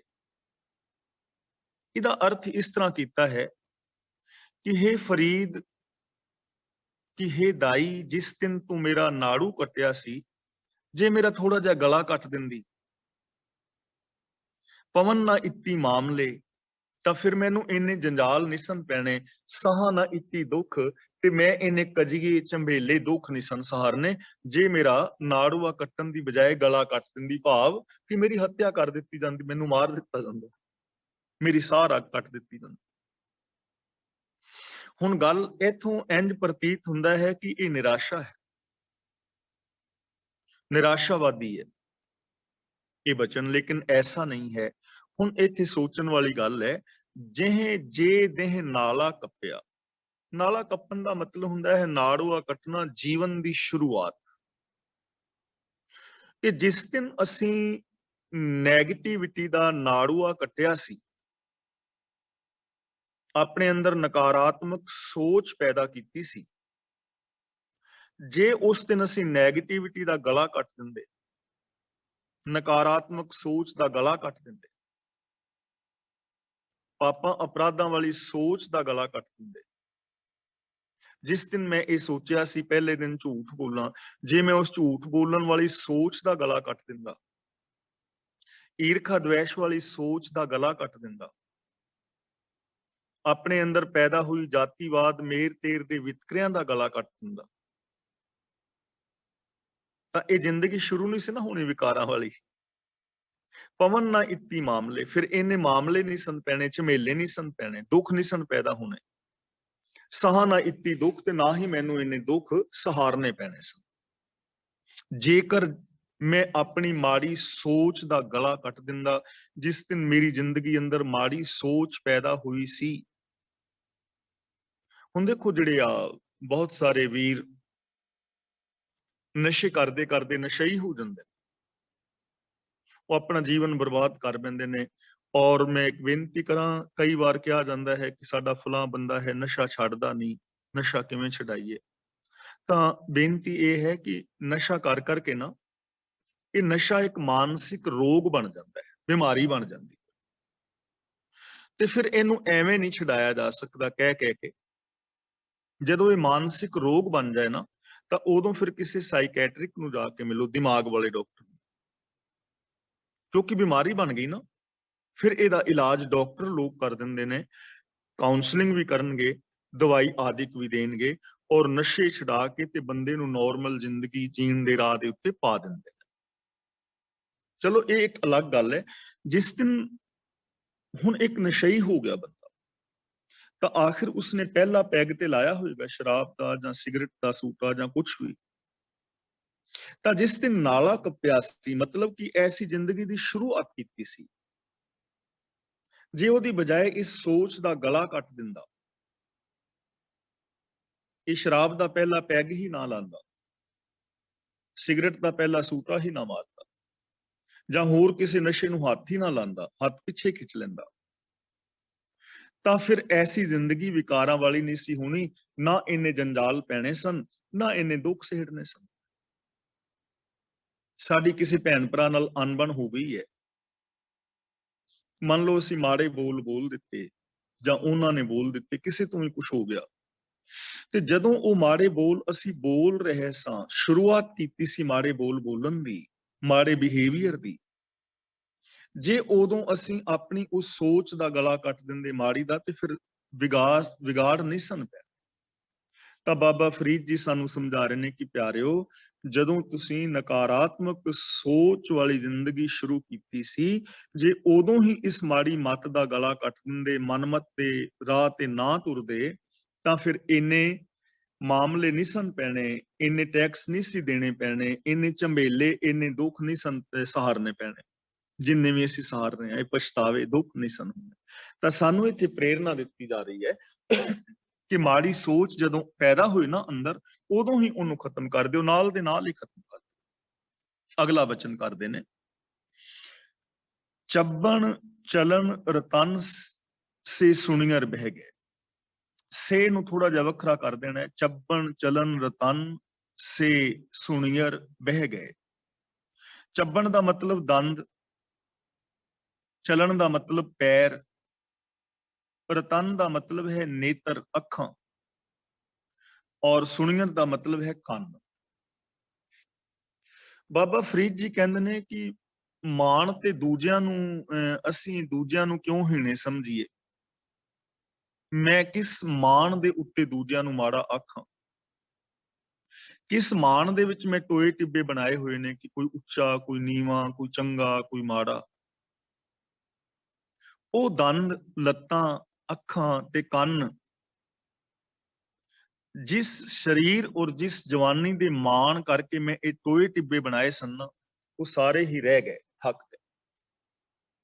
ਮੈਨੂੰ ਮਾਣ ਸੀ ਆਪਣੀਆਂ ਅੱਖਾਂ ਤੇ, ਕੰਨਾਂ ਤੇ, ਦੰਦਾਂ ਤੇ, ਜਵਾਨੀ ਤੇ, ਲੇਕਿਨ ਇਹਨਾਂ ਨੇ ਤੇ ਇੱਕ ਦਿਨ ਖਤਮ ਹੋ ਜਾਣਾ ਹੈ। ਨਾ ਦੰਦ ਰਹਿਣੇ ਨੇ, ਨਾ ਅੱਖਾਂ ਦੀ ਰੋਸ਼ਨੀ ਇੰਨੀ ਰਹਿਣੀ ਹੈ, ਨਾ ਕੰਨਾਂ ਦੀ ਸਰੋਤ ਰਹਿਣੀ ਹੈ, ਭਾਵ ਕਿ ਸਰੀਰ ਕਮਜ਼ੋਰ ਹੋ ਗਿਆ। ਚੱਬਣ ਚਲਨ ਰਤਨ ਸੇ ਸੁਣੀਅਰ ਬਹਿ ਗਏ, ਹੇੜੇ ਮੁੱਤੀ ਤਾ ਸੇ ਜਾਨੀ ਚੱਲ ਗਏ। ਹੇੜੇ ਦਾ ਮਤਲਬ ਸਰੀਰ, ਧਾ ਦਾ ਮਤਲਬ ਹੈ ਢਾਹ ਮਾਰਨੀ। ਜਦੋਂ ਇੰਡੀਆ ਦੇ ਅੰਦਰ ਪਹਿਲਾਂ ਕੋਈ ਪ੍ਰਾਣੀ ਗੁਜ਼ਰਦਾ ਸੀ ਨਾ, ਤਾਂ ਵੱਡਾ ਪੁੱਤਰ ਜਾਂ ਕੋਈ ਹੋਰ ਘਰ ਦਾ ਜਿਹੜਾ ਬੱਚਾ ਹੈ ਤੇ ਉਹ ਬੜੀ ਉੱਚੀ ਸਾਰੀ ਢਾਹ ਮਾਰਦਾ ਸੀ, ਉੱਚੀ ਸਾਰੀ ਰੋਂਦੇ ਸੀ, ਉਹਨੂੰ ਢਾਹ ਮਾਰਨੀ ਕਹਿੰਦੇ ਸੀ। ਹੇੜੇ ਮੁੱਤੀ ਤਾਹ, ਸਰੀਰ ਨੇ ਢਾਹ ਮਾਰੀ, ਸੇ ਜਾਨੀ ਚੱਲ ਗਏ ਦਾ ਮਤਲਬ ਉਹ ਮਿੱਤਰ ਜਿਨ੍ਹਾਂ ਦੇ ਉੱਤੇ ਮਾਣ ਸੀ, ਜਾਨੀ ਦਾ ਮਤਲਬ ਮਿੱਤਰ, ਦੋਸਤ, ਸੱਜਣ, ਸੇ ਜਾਨੀ ਚੱਲ ਗਏ, ਮੇਰੇ ਉਹ ਮਿੱਤਰ ਜਿਹੜੇ ਨੇ ਉਹ ਚਲੇ ਗਏ ਨੇ, ਕੰਮ ਕਰਨੋਂ ਰਹਿ ਗਏ ਨੇ। ਹੁਣ ਇਹ ਚੀਜ਼ ਨੂੰ ਅਸਾਂ ਸਮਝਣ ਦਾ ਯਤਨ ਕਰਨਾ ਹੈ ਕਿ ਚੱਬਣ ਚਲਣ ਰਤਨ ਸੇ ਸੁਣੀਅਰ ਬਹਿ ਗਏ। ਜਦੋਂ ਬੰਦਾ ਸੱਚ ਦੇ ਨਾਲੋਂ ਟੁੱਟ ਜਾਂਦਾ ਨਾ, ਤੇ ਉਦੋਂ ਇਹ ਜਿਹੜੇ ਸਰੀਰਕ ਅੰਗ ਨੇ ਇਹ ਵੀ ਸਾਡੇ ਵਿਕਾਰਾਂ ਦੇ ਵਿੱਚ ਖਚਤ ਹੋ ਜਾਂਦੇ ਨੇ।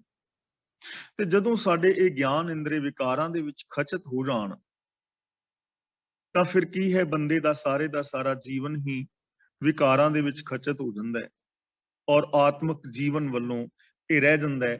ਨਾ ਤੇ ਅੱਖਾਂ ਨੇ ਰੱਬ ਦੀ ਜੋਤ ਸਾਰਿਆਂ ਵਿੱਚ ਵੇਖਣੀ ਸੀ, ਤਾਂ ਅੱਖਾਂ ਰੱਬ ਦੀ ਜੋਤ ਨਹੀਂ ਵੇਖਦੀਆਂ। ਅਸੀਂ ਬੇਗਾਨੀ ਧੀ ਭੈਣ ਨੂੰ ਮਾੜੀ ਨਜ਼ਰ ਨਾਲ ਵੇਖਦੇ ਹਾਂ, ਬੇਗਾਨੇ ਧਨ ਨੂੰ ਮਾੜੀ ਨਜ਼ਰ ਨਾਲ ਦੇਖਦੇ ਹਾਂ, ਕਿਸੇ ਨੂੰ ਆਪਣੇ ਔਰ ਪਰਾਏ ਦੇ ਰੂਪ ਵਿੱਚ ਵੇਖਦੇ ਹਾਂ, ਤਾਂ ਅੱਖਾਂ ਬਹਿ ਗਈਆਂ ਨਾ। ਕੰਨ ਸੁਣਨੋਂ ਰਹਿ ਗਏ, ਸੱਚ ਨਹੀਂ ਸੁਣਦੇ, ਬਾਣੀ ਨਹੀਂ ਸੁਣਦੇ, ਜਾਂ ਮਤਲਬ ਚੰਗੀ ਗੱਲ ਸੁਣ ਕੇ ਬੰਦਾ ਰਾਜੀ ਨਹੀਂ, ਨਿੰਦਾ ਚੁਗਲੀ ਸੁਣਦਾ ਹੈ। ਤਾਂ ਬਾਬਾ ਫਰੀਦ ਜੀ ਸਾਨੂੰ ਸਮਝਾ ਰਹੇ ਨੇ ਕਿ ਜਿਹੜੀ ਜੋਬਨ ਔਰ ਜਵਾਨੀ ਸਰੀਰ ਕਰਕੇ ਅਸੀਂ ਟੋਏ ਟਿੱਬੇ ਬਣਾਏ ਹੋਏ ਸਨ ਨਾ, ਕਿਸੇ ਨੂੰ ਅਸੀਂ ਉੱਚਾ ਤੇ ਕਿਸੇ ਨੂੰ ਅਸੀਂ ਨੀਵਾਂ ਕਹਿ ਰਹੇ ਸਾਂ, ਆਖਿਰ ਇਹ ਨੱਕ, ਕੰਨ, ਦੰਦ, ਲੱਤਾਂ, ਬਾਹਾਂ ਇਹਨਾਂ ਨੇ ਰਹਿ ਜਾਣਾ ਹੈ। ਇਹ ਸਰੀਰ ਨੇ, ਇਸ ਰੂਪ ਨੇ ਸਦਾ ਨਹੀਂ ਰਹਿਣਾ। ਤਾਂ ਇਹਨਾਂ ਦਾ ਮਾਣ ਕਿਉਂ ਕੀਤਾ ਜਾਏ? ਇਹਦਾ ਮਤਲਬ ਇਹ ਨਹੀਂ ਕਿ ਸਾਨੂੰ ਨੈਗੇਟਿਵ ਥਿੰਕਿੰਗ ਦਿੱਤੀ ਜਾ ਰਹੀ ਹੈ, ਸਗੋਂ ਸਾਨੂੰ ਪੋਜ਼ਿਟਿਵ ਕੀਤਾ ਜਾ ਰਿਹਾ ਹੈ, ਸਕਾਰਾਤਮਕ ਕੀਤਾ ਜਾ ਰਿਹਾ ਹੈ। ਸਾਡੇ ਅੰਦਰ ਵਿਲ ਪਾਵਰ ਪੈਦਾ ਕੀਤੀ ਜਾ ਰਹੀ ਹੈ, ਸਾਨੂੰ ਸੱਚ ਦੇ ਨਾਲ ਜੋੜਿਆ ਜਾ ਰਿਹਾ ਹੈ ਕਿ ਪਿਆਰਿਓ, ਕਿਉਂ ਆਪਣੀ ਜ਼ਿੰਦਗੀ ਨੂੰ ਤਬਾਹ ਕਰਦੇ ਹੋ? ਕਿਉਂ ਊਚ ਨੀਚ ਦੇ ਵਿਤਕਰੇ ਪੈਦਾ ਕਰ ਰਹੇ ਹੋ? ਇਹ ਸਰੀਰ ਨੇ ਇੱਕ ਦਿਨ ਨਹੀਂ ਰਹਿਣਾ। ਤਾਂ ਜਦੋਂ ਤੱਕ ਇਹ ਸਰੀਰ ਹੈ, ਇਹਨਾਂ ਅੰਗਾਂ ਤੋਂ ਚੰਗਾ ਕੰਮ ਲੈ ਲਓ, ਜ਼ਬਾਨ ਨਾਲ ਚੰਗਾ ਬੋਲ ਲਓ, ਕੰਨਾਂ ਨਾਲ ਚੰਗਾ ਸੁਣ ਲਓ, ਹੱਥਾਂ ਨਾਲ ਕੁਝ ਚੰਗਾ ਕਰ ਲਓ, ਪੈਰਾਂ ਨਾਲ ਚੰਗੇ ਪਾਸੇ ਤੁਰ ਲਓ ਔਰ ਆਪਣੀ ਮਾਨਸਿਕਤਾ ਨੂੰ ਚੰਗੀ ਬਣਾ ਲਓ, ਆਪਣੀ ਬੁੱਧੀ ਦੇ ਨਾਲ ਚੰਗੇ ਫੈਸਲੇ ਲੈ ਲਓ, ਜੀਵਨ ਸਫਲਾ ਹੋ ਜਾਏ। ਅਗਲਾ ਬਚਨ ਕਰਦੇ ਨੇ ਫਰੀਦਾ, ਬੁਰੇ ਦਾ ਭਲਾ ਕਰ, ਗੁੱਸਾ ਮਨ ਨਾ ਹੰਡਾਏ, ਦੇਹੀ ਰੋਗ ਨਾ ਲੱਗਈ, ਪੱਲੇ ਸਭ ਕਿਛ ਪਾਏ। ਇਹ ਗੁੱਸਾ ਲਿਖਿਆ ਨਾ, ਗੁੱਸਾ, ਤਾਂ ਇੱਥੇ ਗੱਗੇ ਦੇ ਉੱਤੇ ਅੱਧਕ ਬੁਲਾਣਾ ਹੈ, ਗੁੱਸਾ।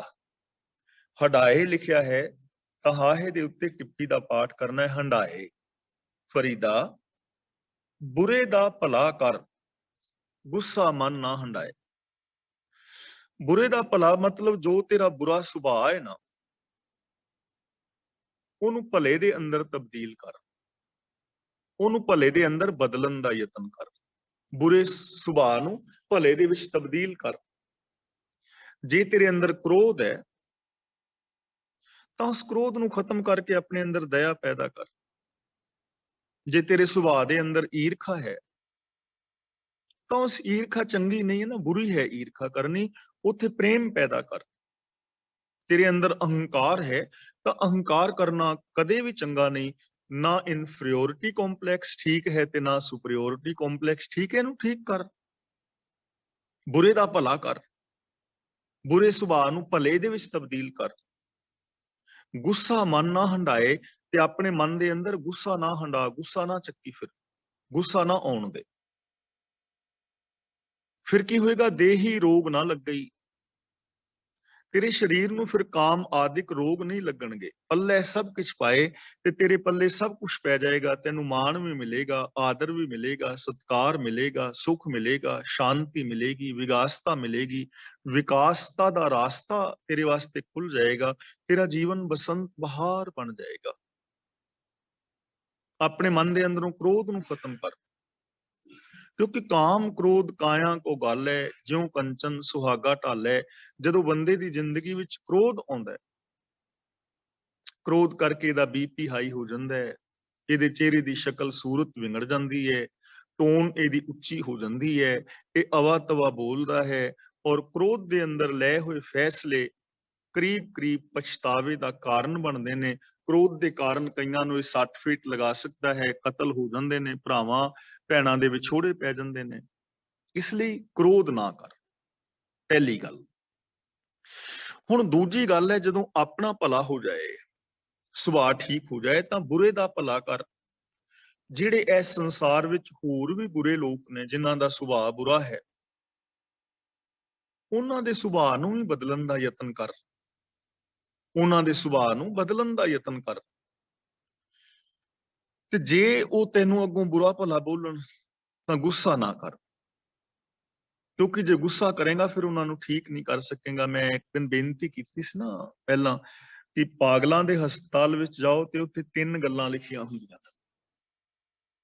ਪਹਿਲੀ ਗੱਲ ਲਿਖੀ ਹੁੰਦੀ ਹੈ ਕਿ ਇੱਥੇ ਜੋ ਮਰੀਜ਼ ਦਾਖਲ ਨੇ ਉਹਨਾਂ ਦਾ ਵਿਹਾਰ ਆਪਣੇ ਵੱਸ ਵਿੱਚ ਨਹੀਂ ਹੈ। ਦੂਜੀ ਗੱਲ ਲਿਖੀ ਹੁੰਦੀ ਹੈ ਕਿ ਇੱਥੇ ਜੋ ਮਰੀਜ਼ ਦਾਖਲ ਨੇ ਇਹਨਾਂ ਦਾ ਗੁੱਸਾ ਨਾ ਕਰੋ, ਕਿਉਂਕਿ ਉਹਨਾਂ ਦਾ ਵਿਹਾਰ ਵੱਸ ਵਿੱਚ ਨਹੀਂ ਹੈ ਨਾ। ਡਾਕਟਰ ਨੂੰ ਵੀ ਉਹ ਗਾਲਾਂ ਕੱਢ ਦਿੰਦੇ ਨੇ, ਡਾਕਟਰ ਨੂੰ ਵੀ ਕਈ ਵਾਰੀ ਹੱਥੀਂ ਪੈ ਜਾਂਦੇ ਨੇ ਉਹ ਪਾਗਲ ਜਿਹੜੇ। ਪਰ ਡਾਕਟਰ ਗੁੱਸਾ ਕਰਕੇ ਉਹਨਾਂ ਨੂੰ ਇਹ ਥੋੜੀ ਕਹਿੰਦਾ ਕਿ ਇਸ ਮਰੀਜ਼ ਨੂੰ ਹਸਪਤਾਲ ਚੋਂ ਬਾਹਰ ਕੱਢ ਦਿਓ। ਜੇ ਉਹ ਗੁੱਸਾ ਕਰੇਗਾ ਤੇ ਠੀਕ ਕਿਵੇਂ ਕਰੇਗਾ? ਸਗੋਂ ਉਹਨਾਂ ਦੀ ਪ੍ਰੋਬਲਮ ਨੂੰ ਸਮਝਦਾ ਹੈ, ਗੁੱਸਾ ਨਹੀਂ ਕਰਦਾ।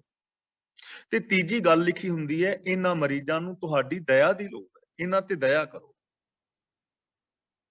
ਤਾਂ ਡਾਕਟਰ ਨੂੰ ਪਤਾ ਹੈ ਕਿ ਇੱਥੇ ਦਾਖਲ ਜੋ ਮਰੀਜ਼ ਨੇ ਇਹਨਾਂ ਦਾ ਬਿਹੇਵੀਅਰ ਆਪਣੇ ਵੱਸ ਵਿੱਚ ਨਹੀਂ। ਮੈਂ ਇਹਨਾਂ ਦੇ ਬਿਹੇਵੀਅਰ ਦਾ ਗੁੱਸਾ ਨਹੀਂ ਕਰਨਾ, ਮੈਂ ਇਹਨਾਂ ਤੇ ਦਇਆ ਕਰਨੀ ਹੈ। ਤੇ ਦੂਜੀ ਮੈਂ ਬੇਨਤੀ ਕੀਤੀ ਸੀ ਕਿ ਜਿੰਨੇ ਸਾਰੇ ਪਾਗਲ ਨੇ ਨਾ, ਉਹ ਹਸਪਤਾਲਾਂ ਵਿੱਚ ਦਾਖਲ ਨਹੀਂ ਹਨ। ਬਹੁਤ ਸਾਰੇ ਕਮਲੇ ਪਾਗਲ ਸਮਾਜ ਵਿੱਚ ਵੀ ਵਿਚਰਦੇ ਨੇ। ਉਹਨਾਂ ਦੇ ਨਾਲ ਵੀ ਸਾਨੂੰ ਇਹ ਚੀਜ਼ ਵਰਤਣ ਦੀ ਲੋੜ ਹੈ। ਉਹਨਾਂ ਦੇ ਬਿਹੇਵੀਅਰ ਦਾ ਗੁੱਸਾ ਨਾ ਕਰੋ, ਕਿਉਂਕਿ ਉਹਨਾਂ ਦਾ ਬਿਹੇਵੀਅਰ ਆਪਣੇ ਵੱਸ ਵਿੱਚ ਨਹੀਂ ਹੈ। ਇਹ ਸਮਝ ਲਓ ਕਿ ਉਹਨਾਂ ਦਾ ਬਿਹੇਵੀਅਰ ਆਪਣੇ ਵੱਸ ਵਿੱਚ ਨਹੀਂ। ਫਿਰ ਉਹਨਾਂ ਦੇ ਬਿਹੇਵੀਅਰ ਦਾ ਗੁੱਸਾ ਨਾ ਕਰੋ। ਤੇ ਤੀਜੀ ਗੱਲ ਹੈ, ਭਲਾ ਕਰਦਾ ਮਤਲਬ ਉਹਨਾਂ ਦੇ ਉੱਤੇ ਦਇਆ ਕਰੋ।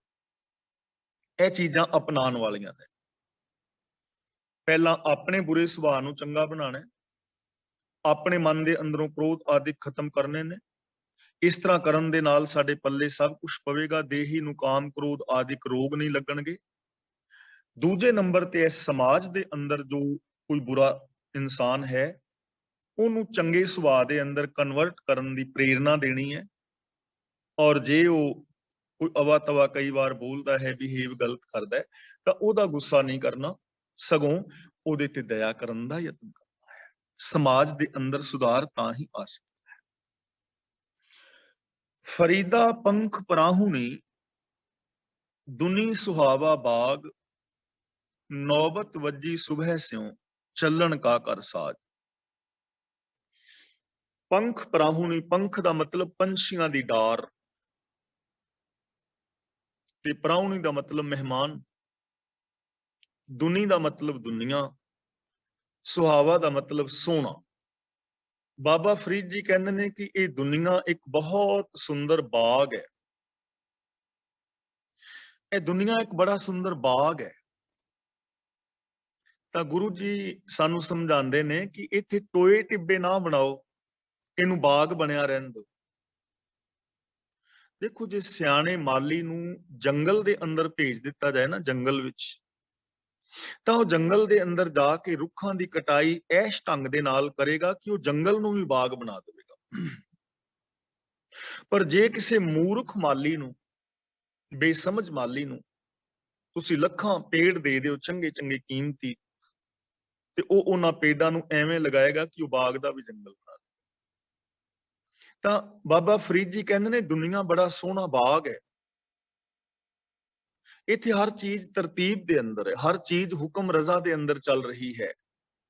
ਸੂਰਜ ਹੈ, ਚੰਦਰਮਾ, ਗ੍ਰਹਿ, ਨਕਸ਼ਤਰ, ਤਾਰੇ, ਸਿਆਰੇ, ਸਿਤਾਰੇ, ਇਹ ਬੜਾ ਸੁਹਾਵਣਾ ਬਾਗ ਹੈ। ਪਰ ਸਾਡੀ ਸੋਚ ਨੇ ਇਸ ਬਾਗ ਨੂੰ ਬਾਗ ਨਹੀਂ ਰਹਿਣ ਦਿੱਤਾ, ਜੰਗਲ ਬਣਾ ਦਿੱਤਾ ਹੈ।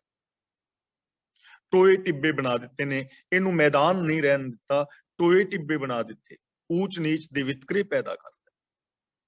ਤਾਂ ਬਾਬਾ ਫਰੀਦ ਜੀ ਕਹਿੰਦੇ ਨੇ ਇੱਥੇ ਟੋਏ ਟਿੱਬੇ ਕਿਉਂ ਬਣਾਣੇ, ਕਿਉਂਕਿ ਪੰਖ ਪਰਾਹੁਣੀ ਇਹ ਸਾਰੀ ਜੋ ਦੁਨੀਆ ਹੈ, ਪੰਛੀਆਂ ਦੀ ਜੋ ਡਾਰ ਹੈ, ਇਹ ਸੋਹਣੇ ਬਾਗ ਦੀ ਮਹਿਮਾਨ ਹੈ। ਜਿਵੇਂ ਕਿਸੇ ਰੁੱਖ ਦੇ ਉੱਤੇ ਪੰਛੀ ਇਕੱਠੇ ਹੁੰਦੇ ਨੇ ਨਾ, ਬਿਰਖੇ ਹੇਠ ਸਭ ਜੰਤ ਇਕੱਠੇ, ਇੱਕ ਤੱਤੇ ਇੱਕ ਬੋਲਣ ਮਿੱਠੇ, ਅਸਤ ਉਦੋਤ ਭਇਆ ਉੱਠ ਚੱਲੇ, ਜਿਉਂ ਜਿਉਂ ਔਦ ਵਿਹਾਣੀਆਂ। ਜਿਵੇਂ ਕਿਸੇ ਰੁੱਖ ਦੇ ਉੱਤੇ, ਸੰਘਣੇ ਰੁੱਖ ਤੇ ਸ਼ਾਮ ਨੂੰ ਪੰਛੀ ਇਕੱਠੇ ਹੁੰਦੇ ਨੇ, ਉਹਨਾਂ ਪੰਛੀਆਂ ਚੋਂ ਕੁਛ ਮਿੱਠਾ ਔਰ ਕੁਛ ਕੌੜਾ ਬੋਲਦੇ ਨੇ, ਕਿਸੇ ਦੀ ਆਵਾਜ਼ ਉੱਚੀ ਹੈ, ਕਿਸੇ ਦੀ ਨੀਵੀਂ ਹੈ, ਸਾਰੇ ਬੋਲ ਰਹੇ ਨੇ।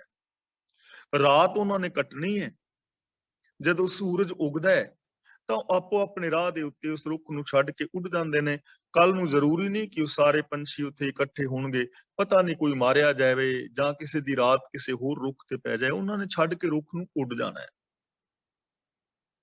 ਇਸੇ ਤਰ੍ਹਾਂ ਇਹ ਸੰਸਾਰ ਵੀ ਇੱਕ ਬਾਗ ਹੈ, ਤੇ ਚੰਦ ਦਿਨ ਦੇ ਜੀਵਨ ਵਾਸਤੇ ਸਾਨੂੰ ਇੱਥੇ ਊਚ ਨੀਚ ਦੇ ਵਿਤਕਰੇ ਕਰਕੇ ਤੇ ਇਸ ਦੁਨੀਆ ਨੂੰ ਬਰਬਾਦ ਨਹੀਂ ਕਰਨਾ ਚਾਹੀਦਾ। ਸਮਾਜ ਦੇ ਅੰਦਰ ਅਸ਼ਾਂਤੀ ਪੈਦਾ ਨਹੀਂ ਕਰਨੀ ਚਾਹੀਦੀ, ਸਗੋਂ ਸਾਨੂੰ ਇੱਥੇ ਇੱਕ ਪ੍ਰਾਹੁਣੇ ਦੀ ਤਰ੍ਹਾਂ, ਮਹਿਮਾਨ ਦੀ ਤਰ੍ਹਾਂ ਰਹਿਣਾ ਚਾਹੀਦਾ ਹੈ। ਨੌਬਤ ਵੱਜੀ ਸੁਬਹ ਸਿਉ ਚੱਲਣ ਕਾ ਕਰ ਸਾਜ। ਨੌਬਤ ਦਾ ਮਤਲਬ ਧੌਂਸਾ। ਜਿਵੇਂ ਕੋਈ ਫੌਜ ਹੋਵੇ ਜਾਂ ਕੋਈ ਕਾਫਲਾ ਹੋਵੇ ਤਾਂ ਪਹਿਲੋਂ ਨਗਾਰੇ ਹੁੰਦੇ ਸਨ ਨਾ, ਸਵੇਰੇ ਨਗਾਰਾ ਵਜਾ ਦਿੱਤਾ, ਘੰਟੀ ਵਜਾ ਦਿੱਤੀ ਜਾਂ ਸੰਖ ਵਗੈਰਾ ਪੂਰ ਦਿੱਤਾ, ਇਸ਼ਾਰਾ ਦੇਣ ਲਈ ਕਿ ਹੁਣ ਇੱਥੋਂ ਭਾਈ ਸਫ਼ਰ ਸ਼ੁਰੂ ਹੋਣਾ ਹੈ। ਤਾਂ ਜਦੋਂ ਸਵੇਰ ਦਾ ਧੌਂਸਾ ਵੱਜਦਾ ਹੈ ਤਾਂ ਉਦੋਂ ਸਾਰੇ ਆਪਣਾ ਆਪਣਾ ਸਮਾਨ ਚੁੱਕ ਕੇ ਤੁਰ ਪੈਂਦੇ ਨੇ। ਤਾਂ ਬਾਬਾ ਫਰੀਦ ਜੀ ਕਹਿੰਦੇ ਨੇ ਜਦੋਂ ਸਵੇਰ ਦਾ ਧੌਂਸਾ ਵੱਜਾ, ਸਭ ਨੇ ਜ਼ਿੰਦਗੀ ਦੀ ਰਾਤ ਕੱਟ ਕੇ ਤੁਰ ਜਾਣਾ ਹੈ। ਇਸ ਲਈ ਇਹ ਜਿਹੜੇ ਟੋਏ ਟਿੱਬੇ ਨੇ ਇਹਨਾਂ ਨੂੰ ਦੂਰ ਕਰਕੇ ਆਪਣੇ ਜੀਵਨ ਨੂੰ ਸੁਹਾਵਣਾ ਬਣਾ, ਕਿਉਂਕਿ ਇੱਥੇ ਕਿਸੇ ਨੇ ਸਦਾ ਨਹੀਂ ਰਹਿਣਾ।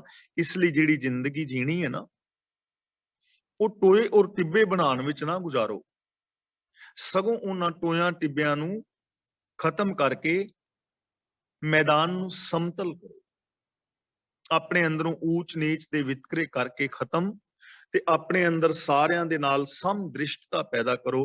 ਇੱਕ ਨਜ਼ਰੀਏ ਦੇ ਨਾਲ ਸਾਰਿਆਂ ਨੂੰ ਵੇਖੋ, ਇੱਕੋ ਜਿਹਾ ਪਿਆਰ ਵਾਲਾ ਵਿਹਾਰ ਸਾਰਿਆਂ ਦੇ ਨਾਲ ਕਰਨ ਦਾ ਯਤਨ ਕਰੋ। ਫਰੀਦਾ ਰਾਤ ਕਥੂਰੀ ਵੰਡੀ ਹੈ, ਸੁੱਤਿਆਂ ਮਿਲੇ ਨਾ ਭਾਓ, ਜਿਨ੍ਹਾਂ ਨੈਣ ਨੀਂਦਰਾਵਲੇ ਤਿਨਾਂ ਮਿਲਣ ਕੋ ਆਓ। ਇੱਥੇ ਜਿਨ੍ਹਾਂ ਦੇ ਪੈਰ ਥੱਲੇ ਹਾਹਾ ਹੈ, ਜਿਨ੍ਹਾਂ ਇੱਥੇ ਥੋੜਾ ਭਾਰਾ ਕਰਕੇ ਬੋਲਣਾ ਹੈ, ਤੇ ਨੀਂਦ ਰਾਵਲੇ ਨਹੀਂ ਬੋਲਣਾ। ਇੱਥੇ ਦੱਦੇ ਦੇ ਪੈਰ ਥੱਲੇ ਅੱਧਾ ਰਾਰਾ ਹੈ ਤੇ ਅੱਧੇ ਦੀ ਆਵਾਜ਼ ਆਉਣੀ ਚਾਹੀਦੀ। ਨੀਂਦਰਾ ਜਿਵੇਂ ਬੋਲਣਾ ਨਾ, ਨੀਂਦਰਾ ਬਿਹਾਰੀ ਲਾ ਕੇ ਨੰਨੇ ਦੇ ਨਾਲ, ਨੀਂਦਰਾਵਲੇ। ਤਿਨਾ, ਇੱਥੇ ਤਿਨਾ ਦੇ ਨੰਨੇ ਥੱਲੇ ਵੀ ਹਾਹਾ ਹੈ, ਇਹਨੂੰ ਤਿਨਾ ਨਹੀਂ ਬੋਲਣਾ, ਤਿੰਨਾ ਵੀ ਨਹੀਂ ਬੋਲਣਾ, ਤਿਨਾ ਮਿਲਣ ਕੋ ਆਓ। ਤਾਂ ਬਾਬਾ ਫਰੀਦ ਜੀ ਸਮਝਾ ਰਹੇ ਹਨ, ਕਥੂਰੀ ਦਾ ਮਤਲਬ ਕਸਤੂਰੀ, ਭਾਉ ਦਾ ਮਤਲਬ ਹਿੱਸਾ। ਜਿਵੇਂ ਰਾਤ ਨੂੰ ਕਥੂਰੀ ਵੰਡੀ ਦੀ ਹੋਵੇ, ਕਸਤੂਰੀ ਬਣ ਰਿਹਾ ਹੋਵੇ ਕੋਈ, ਸੁੱਤਿਆਂ ਮਿਲੇ ਨਾ ਭਾਓ। ਪਰ ਜੇ ਕੋਈ ਬੰਦਾ ਸੌਂ ਜਾਏ ਤੇ ਉਹ ਸੁੱਤੇ ਬੰਦੇ ਨੂੰ ਹਿੱਸਾ ਨਹੀਂ ਨਾ ਮਿਲੇਗਾ। ਸੁੱਤੇ ਬੰਦੇ ਨੂੰ ਹਿੱਸਾ ਨਹੀਂ ਮਿਲੇਗਾ ਕਿਉਂਕਿ ਉਹ ਸੌਂ ਗਿਆ। ਇਸੇ ਤਰ੍ਹਾਂ ਇਸ ਜ਼ਿੰਦਗੀ ਦੀ ਰਾਤ ਦੇ ਅੰਦਰ ਵੀ ਕਸਤੂਰੀ ਵੰਡੀ ਜਾ ਰਹੀ ਹੈ। ਜਿੰਨੇ ਵੀ ਅਸ਼ੁਭ ਗੁਣ ਨੇ, ਸਤ ਸੰਤੋਖ ਆਦਿਕ, ਇਨਸਾਨੀਅਤ, ਪਿਆਰ ਮੁਹੱਬਤ, ਚੜ੍ਹਦੀ ਕਲਾ, ਵਿਗਾਸਤਾ ਵਿਕਾਸਤਾ, ਜਿੰਨੇ ਵੀ ਇਹ ਗੁਣ ਨੇ ਵੰਡੇ ਜਾ ਰਹੇ ਨੇ। ਪਰ ਜਿਹੜੇ ਸੌਂ ਗਏ ਨੇ ਉਹ ਨਹੀਂ ਨਾ ਲੈ ਪਾਉਂਦੇ। ਹੁਣ ਸੌਣ ਦਾ ਮਤਲਬ ਇਹ ਨਹੀਂ ਕਿ ਰਜਾਈ ਲੈ ਕੇ ਸੌਂ ਗਏ। ਸੌਂ ਗਏ ਦਾ ਮਤਲਬ ਜਿਹੜੇ ਇਹ ਗੁਣ ਇਕੱਠੇ ਕਰਨ ਵੱਲੋਂ ਅਵੇਸਲੇ ਹੋ ਗਏ। ਅੰਦਰ ਸੱਚ ਹੈ ਪਰ ਉਹ ਅਵੇਸਲੇ ਨੇ, ਸੱਚ ਬੋਲ ਨਹੀਂ ਰਹੇ। ਪਿਆਰ ਦੇ ਨਾਲ ਰਹਿ ਸਕਦੇ ਸੀ ਪਰ ਉਹ ਅਵੇਸਲੇ ਨੇ, ਪਿਆਰ ਵੱਲੋਂ ਰਹਿ ਨਹੀਂ ਰਹੇ ਪਿਆਰ ਨਾਲ। ਇਨਸਾਨੀਅਤ ਅੰਦਰ ਹੈ ਪਰ ਉਹ ਅਵੇਸਲੇ ਨੇ ਇਨਸਾਨੀਅਤ ਵਾਲੀ ਜ਼ਿੰਦਗੀ ਜੀਣ ਤੋਂ, ਤਾਂ ਉਹਨਾਂ ਨੂੰ ਹਿੱਸਾ ਕਿਵੇਂ ਮਿਲੇ? ਹਿੱਸਾ ਤੇ ਸਾਰਿਆਂ ਨੂੰ ਮਿਲ ਸਕਦਾ ਹੈ, ਜਿੰਨਾ ਮਰਜ਼ੀ ਲੈ ਲਓ, ਤੁਹਾਡੀ ਮਰਜ਼ੀ। ਪਰ ਜੇ ਕੋਈ ਜਾਗਦਾ ਹੋਏਗਾ ਤਾਂ ਹੈ ਨਾ, ਜੇ ਕੋਈ ਜਾਗਰਿਤ ਹੋਏਗਾ। ਜੇ ਕੋਈ ਸੁਚੇਤ ਹੋਏਗਾ, ਜੇ ਕੋਈ ਚਾਹੇਗਾ ਤਾਂ ਬਾਬਾ ਫਰੀਦ ਜੀ ਕਹਿੰਦੇ ਨੇ ਇਸ ਸੰਸਾਰ ਦੇ ਅੰਦਰ ਜ਼ਿੰਦਗੀ ਦੀ ਰਾਤ ਵਿੱਚ ਮਾਨੋ ਕਸਤੂਰੀ ਵੰਡੀ ਜਾ ਰਹੀ ਹੈ, ਹਰ ਪਲ ਵੰਡੀ ਜਾ ਰਹੀ ਹੈ, ਪਰ ਜਿਹੜੇ ਲੋਕ ਗਫਲਤ ਦੀ ਨੀਂਦ ਵਿੱਚ ਸੌਂ ਗਏ ਨੇ ਉਹ ਆਪਣੇ ਹਿੱਸੇ ਤੋਂ ਵਾਂਝੇ ਰਹਿ ਜਾਂਦੇ ਨੇ। ਜਿਨ੍ਹਾਂ ਨੈਣ ਨੀਂਦਰਾਵਲੇ, ਜਿਨ੍ਹਾਂ ਦਾ ਮਤਲਬ ਜਿਨ੍ਹਾਂ ਦੇ ਨੀਂਦਰਾਵਲੇ ਦਾ ਮਤਲਬ ਨੀਂਦ ਦੇ ਨਾਲ ਕੁੱਟੇ ਹੋਏ, ਮਿਲਣ ਦਾ ਮਤਲਬ ਮੇਲ ਪ੍ਰਾਪਤੀ, ਕੁਆਓ ਦਾ ਮਤਲਬ ਕਿੱਥੋਂ, ਜਿਨ੍ਹਾਂ ਨੈਣ ਨੀਂਦਰਾਵਲੇ, ਜਿਨ੍ਹਾਂ ਦੀਆਂ ਅੱਖਾਂ ਨੀਂਦਰੀਆਂ ਨੇ, ਉਹਨਾਂ ਦਾ ਮਿਲਾਪ ਕਿੱਥੋਂ। ਜੇ ਹੁਣ ਪ੍ਰਭੂ ਨਾਲ ਮਿਲਣਾ ਹੈ, ਪ੍ਰਭੂ ਦਾ ਮਿਲਾਪ ਦਾ ਮਤਲਬ ਜਿਹੜੇ ਅੰਦਰ ਰੱਬੀ ਗੁਣ ਨੇ ਜੇ ਉਹਨਾਂ ਦੇ ਧਾਰਨੀ ਹੋਣਾ ਹੈ, ਤੇ ਜੇ ਬੰਦੇ ਦੀ ਜ਼ਿੰਦਗੀ ਦੇ ਅੰਦਰ ਜਾਗਰਤੀ ਹੀ ਨਹੀਂ ਹੈ, ਅਵੇਸਲਾਪਨ ਹੈ, ਗਫਲਤ ਹੈ, ਤਾਂ ਕਿਵੇਂ ਉਹਨੂੰ ਗੁਣ ਮਿਲਣਗੇ। ਦੂਜੀ ਗੱਲ, ਜੇ ਅਸੀਂ ਆਪਣੇ ਸੰਸਾਰਿਕ ਮਿਲਵਰਤਨ ਨੂੰ ਮਿਸਾਲ ਲੈ ਕੇ ਗੱਲ ਸਮਝੀਏ ਤਾਂ ਵੀ ਦੇਖੋ ਅਸੀਂ ਭੈਣਾਂ ਭਰਾ ਹਾਂ, ਰਿਸ਼ਤੇਦਾਰ ਹਾਂ, ਸੱਜਣ ਮਿੱਤਰ ਹਾਂ, ਤਾਂ ਸਾਡਾ ਮੇਲ ਮਿਲਾਪ ਕਿਵੇਂ ਬਣ ਸਕਦਾ ਹੈ ਜੇ ਸਾਡੇ ਵਿੱਚ ਚਾਹਤ ਹੋਵੇ, ਗੁਣ ਹੋਣ, ਇੱਕ ਦੂਜੇ ਨਾਲ ਵਿਸ਼ਵਾਸ ਦੇ ਨਾਲ ਰਹੀਏ, ਇੱਕ ਦੂਜੇ ਦੀ ਹੈਲਪ ਕਰੀਏ, ਤਾਂ ਹੀ ਹੈ ਨਾ। ਤੇ ਜੇ ਸਾਡੀਆਂ ਅੱਖਾਂ ਵਿੱਚ ਨੀਂਦਰ ਹੋਵੇ, ਨੀਂਦਰਾਵਲੇ ਦਾ ਮਤਲਬ ਅਸੀਂ ਅਵੇਸਲੇ ਹੋਈਏ ਮੇਲ ਮਿਲਾਪ ਵੱਲੋਂ, ਸੱਚ ਵੱਲੋਂ, ਦਇਆ ਵੱਲੋਂ, ਤਾਂ ਸਾਡਾ ਮੇਲ ਮਿਲਾਪ ਕਿਵੇਂ ਹੋ ਸਕਦਾ, ਨਹੀਂ ਹੋ ਸਕਦਾ। ਰੱਬੀ ਗੁਣਾਂ ਦੇ ਨਾਲ, ਪ੍ਰਭੂ ਦੇ ਨਾਲ ਜੇ ਅਸਾਂ ਮਿਲਣਾ ਹੈ, ਅਬ ਤੋਂ ਜਾਏ ਚੜ੍ਹੇ ਸਿੰਘਾਸਨ, ਮਿਲੇ ਹੈ ਸਾਰਿੰਗ ਪਾਣੀ। ਜੇ ਆਪਣੀ ਸੁਰਤ ਨੂੰ ਰੱਬੀ ਗੁਣਾਂ ਦੇ ਵਿੱਚ ਅਸਾਂ ਜੋੜਨਾ ਹੈ ਤਾਂ ਸਾਡੇ ਅੰਦਰ ਚਾਹਤ ਤਾਂ ਚਾਹੀਦੀ ਹੈ ਨਾ। ਤੇ ਜੇ ਕੋਈ ਇਸ ਗੱਲੋਂ ਅਵੇਸਲਾ ਹੈ ਤਾਂ ਉਹਦਾ ਮਿਲਾਪ ਕਿਵੇਂ ਹੋਏਗਾ, ਭਾਵ ਉਹਦਾ ਮਿਲਾਪ ਨਹੀਂ ਹੋ ਸਕਦਾ। ਤਾਂ ਇੱਥੋਂ ਸਾਨੂੰ ਸਮਝਾਇਆ ਜਾ ਰਿਹਾ ਹੈ ਕਿ ਜ਼ਿੰਦਗੀ ਦੀ ਜੋ ਰਾਤ ਹੈ, ਜੋ ਵੀ ਸਾਨੂੰ 60, 70, 80 ਸਾਲ ਜਿੰਨਾ ਵੀ ਕਿਸੇ ਨੂੰ ਜੀਵਨ ਮਿਲਿਆ ਹੈ, ਪੂਰੀ ਜ਼ਿੰਦਗੀ ਹਰ ਪਲ ਕਸਤੂਰੀ ਵੰਡੀ ਜਾ ਰਹੀ ਹੈ। ਇੱਥੇ ਸ਼ੁਭ ਗੁਣ ਹਰ ਵਕਤ ਮੌਜੂਦ ਨੇ, ਖੁਸ਼ੀਆਂ ਮੌਜੂਦ ਨੇ, ਪਰ ਜਿਹੜੇ ਸੁੱਤੇ ਹੋਏ ਨੇ, ਅਵੇਸਲੇ ਨੇ ਇਸ ਚੀਜ਼ ਵੱਲੋਂ, ਉਹਨਾਂ ਨੂੰ ਕੁਝ ਵੀ ਪ੍ਰਾਪਤ ਨਹੀਂ ਹੁੰਦਾ, ਉਹ ਇਹਦੇ ਤੋਂ ਵਾਂਝੇ ਰਹਿ ਜਾਂਦੇ ਨੇ। ਤੇ ਜਿਹੜੇ ਸ਼ੁਭ ਗੁਣਾਂ ਦੇ ਧਾਰਨੀ ਨਹੀਂ ਹੋਣਾ ਚਾਹੁੰਦੇ, ਜੋ ਪ੍ਰਭੂ ਦੇ ਅੰਦਰ ਅਪੇਦ ਨਹੀਂ ਹੋਣਾ ਚਾਹੁੰਦੇ, ਉਹਨਾਂ ਦਾ ਮਿਲਾਪ ਕਦੇ ਵੀ ਨਹੀਂ ਹੁੰਦਾ, ਉਹ ਮਿਲਾਪ ਤੋਂ ਵਾਂਝੇ ਰਹਿ ਜਾਂਦੇ। ਫਰੀਦਾ ਮੈਂ ਜਾਣਿਆ ਦੁੱਖ ਮੁਝ ਕੂ, ਦੁੱਖ ਸਬਾਇਐ ਜਗ। ਇਹਨੂੰ ਸਬਾਈਏ ਨਹੀਂ ਪੜਨਾ, ਸਬਾਇਐ, ਕਿਉਂਕਿ ਈੜੀ ਦੇ ਨਾਲ ਸਿਹਾਰੀ ਹੈ। ਸਬਾਈਏ ਤਾਂ ਬਣਦਾ ਸੀ ਜੇ ਈੜੀ ਨਾਲ ਬਿਹਾਰੀ ਹੁੰਦੀ। ਫਰੀਦਾ ਮੈਂ ਜਾਣਿਆ ਦੁੱਖ ਮੁਝ ਕੂ, ਦੁੱਖ ਸਬਾਇਐ ਜਗ, ਉੱਚੇ ਚੜ ਕੇ ਦੇਖਿਆ ਤਾਂ ਘਰ ਘਰ ਇਹ ਅੱਗ। ਮੁਝ ਕੂ ਦਾ ਮਤਲਬ ਮੈਨੂੰ, ਸਬਾਇਐ ਜਗ ਦਾ ਮਤਲਬ ਸਾਰੇ ਜਗਤ ਵਿੱਚ। ਬਾਬਾ ਫਰੀਦ ਜੀ ਕਹਿੰਦੇ ਨੇ ਮੈਂ ਪਹਿਲਾਂ ਮਨ ਦੇ ਟੋਏ ਟਿੱਬੇ ਤੋਂ ਪੈਦਾ ਹੋਏ ਦੁੱਖ ਵਿੱਚ ਘਾਬਰ ਗਿਆ, ਔਰ ਮੈਂ ਸਮਝਿਆ ਕਿ ਦੁੱਖ ਸਿਰਫ ਮੈਨੂੰ ਹੈ, ਮੈਂ ਹੀ ਦੁਖੀ ਹਾਂ, ਕੱਲਾ ਮੈਂ ਹੀ ਦੁਖੀ ਹਾਂ। ਪਰ ਅਸਲੀਅਤ ਇਹ ਨਹੀਂ ਹੈ ਕਿ ਕੱਲਾ ਮੈਂ ਦੁਖੀ ਹਾਂ। ਦੁੱਖ ਸਬਾਇਐ ਜਗ, ਦੁੱਖ ਤੇ ਸਾਰੇ ਜਗਤ ਦੇ ਵਿੱਚ ਵਾਪਰ ਰਿਹਾ ਹੈ। ਜਿਹੜਾ ਵੀ ਟੋਏ ਟਿੱਬਿਆਂ ਦੇ ਚੱਕਰ ਵਿੱਚ ਪਿਆ ਹੈ, ਉਹ ਤੇ ਸਾਰੇ ਜਗਤ ਵਿੱਚ ਦੁੱਖ ਹੈ। ਜਿਹੜਾ ਵੀ ਇਸ ਜਗਤ ਦੇ ਅੰਦਰ ਵਿਕਾਰਾਂ ਦੇ ਨਾਲ ਜੁੜਿਆ ਹੋਇਆ ਹੈ, ਉਹ ਹਰ ਬੰਦਾ ਹੀ ਦੁਖੀ ਹੈ। ਉੱਚੇ ਚੜ ਕੇ ਦੇਖਿਆ, ਉੱਚੇ ਚੜ ਕੇ ਦਾ ਮਤਲਬ ਦੁੱਖਾਂ ਤੋਂ ਉੱਚਾ ਹੋ ਕੇ, ਨਿਸ਼ਪਕਸ਼ ਹੋ ਕੇ ਜਦੋਂ ਮੈਂ ਵੇਖਿਆ ਪਰਖਿਆ ਤਾਂ ਘਰ ਘਰ ਇਹ ਅੱਗ ਦਾ ਮਤਲਬ ਘਰ ਘਰ ਦੇ ਅੰਦਰ ਇਹ ਅੱਗ ਬਲ ਰਹੀ ਹੈ। ਜਦੋਂ ਮੈਂ ਆਪਣੇ ਦੁੱਖਾਂ ਤੋਂ, ਸਵਾਰਥਾਂ ਤੋਂ ਉਚੇਰਾ ਹੋ ਕੇ ਧਿਆਨ ਮਾਰਿਆ ਤਾਂ ਵੇਖਿਆ ਕਿ ਹਰੇਕ ਘਰ ਵਿੱਚ ਹੀ ਅੱਗ ਬਲ ਰਹੀ ਹੈ। ਭਾਵ ਇੱਥੇ ਤਾਂ ਆਮ ਜੋ ਜਨਤਾ ਹੈ ਉਹ ਦੁਖੀ ਹੈ। ਇਸ ਚੀਜ਼ ਨੂੰ ਥੋੜਾ ਜਿਹਾ ਅਸੀਂ ਸਮਝੀਏ। ਪਹਿਲਾਂ ਅਸੀਂ ਲੱਕੜਾਂ ਬਾਲਦੇ ਸਾਂ, ਪਾਥੀਆਂ ਗੋਹੇ ਬਾਲਦੇ ਸਾਂ, ਤੇ ਪਾਥੀਆਂ ਬਾਲਣੀਆਂ, ਲੱਕੜਾਂ ਬਾਲਣੀਆਂ, ਧੂਆਂ ਉੱਠਦਾ ਸੀ ਤੇ ਦੂਰੋਂ ਪਤਾ ਲੱਗ ਜਾਂਦਾ ਸੀ ਵੀ ਅੱਗ ਬਲ ਰਹੀ ਹੈ ਘਰ ਦੇ ਅੰਦਰ, ਦੂਰੋਂ ਪਤਾ ਲੱਗ ਜਾਂਦਾ ਸੀ। ਫਿਰ ਹੌਲੇ ਹੌਲੇ ਸਟੋਵ ਆ ਗਏ ਮਿੱਟੀ ਦੇ ਤੇਲ ਵਾਲੇ। ਹੁਣ ਜਦੋਂ ਸਟੋਵ ਦੀ ਧੂਆਂ ਨਹੀਂ ਨਿਕਲਦਾ, ਬਹੁਤ ਜ਼ਿਆਦਾ ਧੂਆਂ ਨਹੀਂ ਨਿਕਲਦਾ, ਥੋੜਾ ਜਿਹਾ ਹੁੰਦਾ, ਬਾਹਰ ਨਹੀਂ ਆਉਂਦਾ ਉਹ। ਪਰ ਜਦੋਂ ਨੇੜੇ ਜਾਈਏ ਤੇ ਸਟੋਵ ਦੀ ਆਵਾਜ਼ ਆਉਂਦੀ ਹੈ, ਦੂਰੋਂ ਨਹੀਂ ਦਿਸਦੀ ਪਰ ਨੇੜੇ ਜਾਈਏ ਤੇ ਆਵਾਜ਼ ਆਉਂਦੀ ਹੈ। ਤੇ ਪਤਾ ਲੱਗਦਾ ਵੀ ਅੱਗ ਤੇ ਬਲ ਰਹੀ ਹੈ ਪਰ ਸਟੋਵ ਬਲ ਰਿਹਾ ਹੈ, ਧੂਆਂ ਨਹੀਂ ਨਿਕਲ ਰਿਹਾ। ਤੇ ਅੱਜ ਕੱਲ ਗੈਸ ਸਿਲੰਡਰ ਆ ਗਏ, ਬਿਜਲੀ ਦੇ ਹੀਟਰ ਆ ਗਏ, ਇਹਨਾਂ ਦੀ ਨਾ ਆਵਾਜ਼ ਹੈ ਨਾ ਇਹਨਾਂ ਦਾ ਧੂਆਂ ਹੈ। ਜਦੋਂ ਬਿਲਕੁਲ ਨੇੜੇ ਚਲੇ ਜਾਈਏ ਫਿਰ ਪਤਾ ਲੱਗਦਾ ਵੀ ਅੱਗ ਤੇ ਇੱਥੇ ਵੀ ਬਲਦੀ ਹੈ। ਤਾਂ ਕਈਆਂ ਲੋਕਾਂ ਦੇ ਦੁੱਖਾਂ ਦਾ ਪਤਾ ਲੱਗ ਜਾਂਦਾ ਹੈ, ਧੂਆਂ ਬਾਹਰ ਨਿਕਲ ਗਿਆ, ਪਤਾ ਲੱਗ ਗਿਆ ਵੀ ਉਹ ਦੁਖੀ ਨੇ, ਪਤਾ ਲੱਗ ਗਿਆ ਦੁਖੀ ਨੇ, ਦੁੱਖਾਂ ਦਾ ਪਤਾ ਲੱਗ ਗਿਆ, ਬੇਇੱਜ਼ਤੀ ਕਿਸੇ ਦੀ ਹੋਈ ਅਖਬਾਰ ਵਿੱਚ ਛਪ ਗਈ। ਲੇਕਿਨ ਦੂਜੇ ਕੁਝ ਐਸੇ ਨੇ ਕਿ ਉਹਨਾਂ ਨੇ ਧੂੰ ਬਾਹਰ ਤਾਂ ਨਹੀਂ ਨਿਕਲਣ ਦਿੱਤਾ। ਸਟੋਵ ਜਦੋਂ ਨੇੜੇ ਗਏ ਤੇ ਆਵਾਜ਼ ਆਈ, ਜਦੋਂ ਗੱਲਬਾਤ ਕੀਤੀ ਤਾਂ ਫਿਰ ਉਹਨਾਂ ਨੇ ਆਪਣੇ ਦੁੱਖ ਦੱਸੇ ਕਿ ਦੁਖੀ ਤੇ ਮੈਂ। ਤੇ ਤੀਜੇ ਕੁਝ ਐਸੇ ਲੋਕ ਨੇ ਜਿਨ੍ਹਾਂ ਨੇ ਗੱਲਬਾਤ ਵੀ ਨਹੀਂ ਕੀਤੀ, ਧੂਆਂ ਉਹਨਾਂ ਦਾ ਬਾਹਰ ਵੀ ਨਹੀਂ ਨਿਕਲਿਆ, ਲੇਕਿਨ ਉਹ ਅੰਦਰੇ ਅੰਦਰ ਦੁਖੀ ਨੇ। ਜਦੋਂ ਅਸੀਂ ਉਹਨਾਂ ਦੇ ਨੇੜੇ ਗਏ, ਉਹਨਾਂ ਦੀ ਸੋਚ ਨੂੰ ਵੇਖਿਆ ਤੇ ਦੁਖੀ ਉਹ ਵੀ ਨੇ। ਤਾਂ ਹੁਣ ਬਾਬਾ ਫਰੀਦ ਜੀ ਕਹਿ ਰਹੇ ਨੇ ਕਿ ਜਿਹੜਾ ਵੀ ਇਨਸਾਨ ਟੋਏ ਟਿੱਬੇ ਬਣਾਏਗਾ, ਇੱਕ ਪ੍ਰਭੂ ਦੇ ਨਾਲੋਂ ਟੁੱਟੇਗਾ, ਉਹ ਇਨਸਾਨ ਦੁਖੀ ਰਹੇਗਾ ਹੀ ਰਹੇਗਾ। ਉਹਦੇ ਹਿਰਦੇ ਦੇ ਅੰਦਰ ਅੱਗ ਬਲੇਗੀ, ਕਿਉਂਕਿ ਅੰਦਰ ਇੱਕ ਚੀਜ਼ ਰਹਿਣੀ ਹੈ, ਜਾਂ ਗੁਣ ਜਾਂ ਔਗਣ। ਜੇ ਤੁਹਾਡੀ ਮੈਂਟੈਲਿਟੀ ਦੇ ਅੰਦਰ ਈਰਖਾ ਹੈ ਤਾਂ ਉੱਥੇ ਪ੍ਰੇਮ ਨਹੀਂ ਰਹੇਗਾ, ਤੇ ਜੇ ਪ੍ਰੇਮ ਹੈ ਫਿਰ ਉੱਥੇ ਈਰਖਾ ਦੀ ਅੱਗ ਨਹੀਂ ਰਹੇਗੀ। ਤਾਂ ਬਾਬਾ ਫਰੀਦ ਜੀ ਕਹਿੰਦੇ ਨੇ, ਮੈਂ ਸਮਝਦਾ ਸਾਂ ਕਿ ਇਹਨਾਂ ਟੋਇਆਂ ਟਿੱਬਾਂ ਕਰਕੇ ਮੈਂ ਹੀ ਦੁਖੀ ਹਾਂ, ਪਰ ਇਹ ਟੋਏ ਟਿੱਬੇ ਊਚ ਨੀਚ ਦੇ ਵਿਤਕਰੇ ਔਰ ਗੁਣਾਂ ਤੋਂ ਟੁੱਟਣ ਕਰਕੇ ਤੇ ਸਾਰਾ ਸੰਸਾਰ ਹੀ ਦੁਖੀ ਹੈ। ਹੁਣ ਸਾਹਿਬ ਸ੍ਰੀ ਗੁਰੂ ਅਰਜਨ ਦੇਵ ਜੀ ਮਹਾਰਾਜ ਸਮਝਾ ਰਹੇ ਨੇ, ਇਸ ਸ਼ਲੋਕ ਨੂੰ ਥੋੜਾ ਹੋਰ ਖੋਲ ਕੇ ਦੱਸ ਰਹੇ ਨੇ। ਕਹਿੰਦੇ ਨੇ, ਫਰੀਦਾ ਭੂਮ ਰੰਗਾਵਲੀ ਮੰਝ ਵਿਸੂਲਾ ਬਾਗ।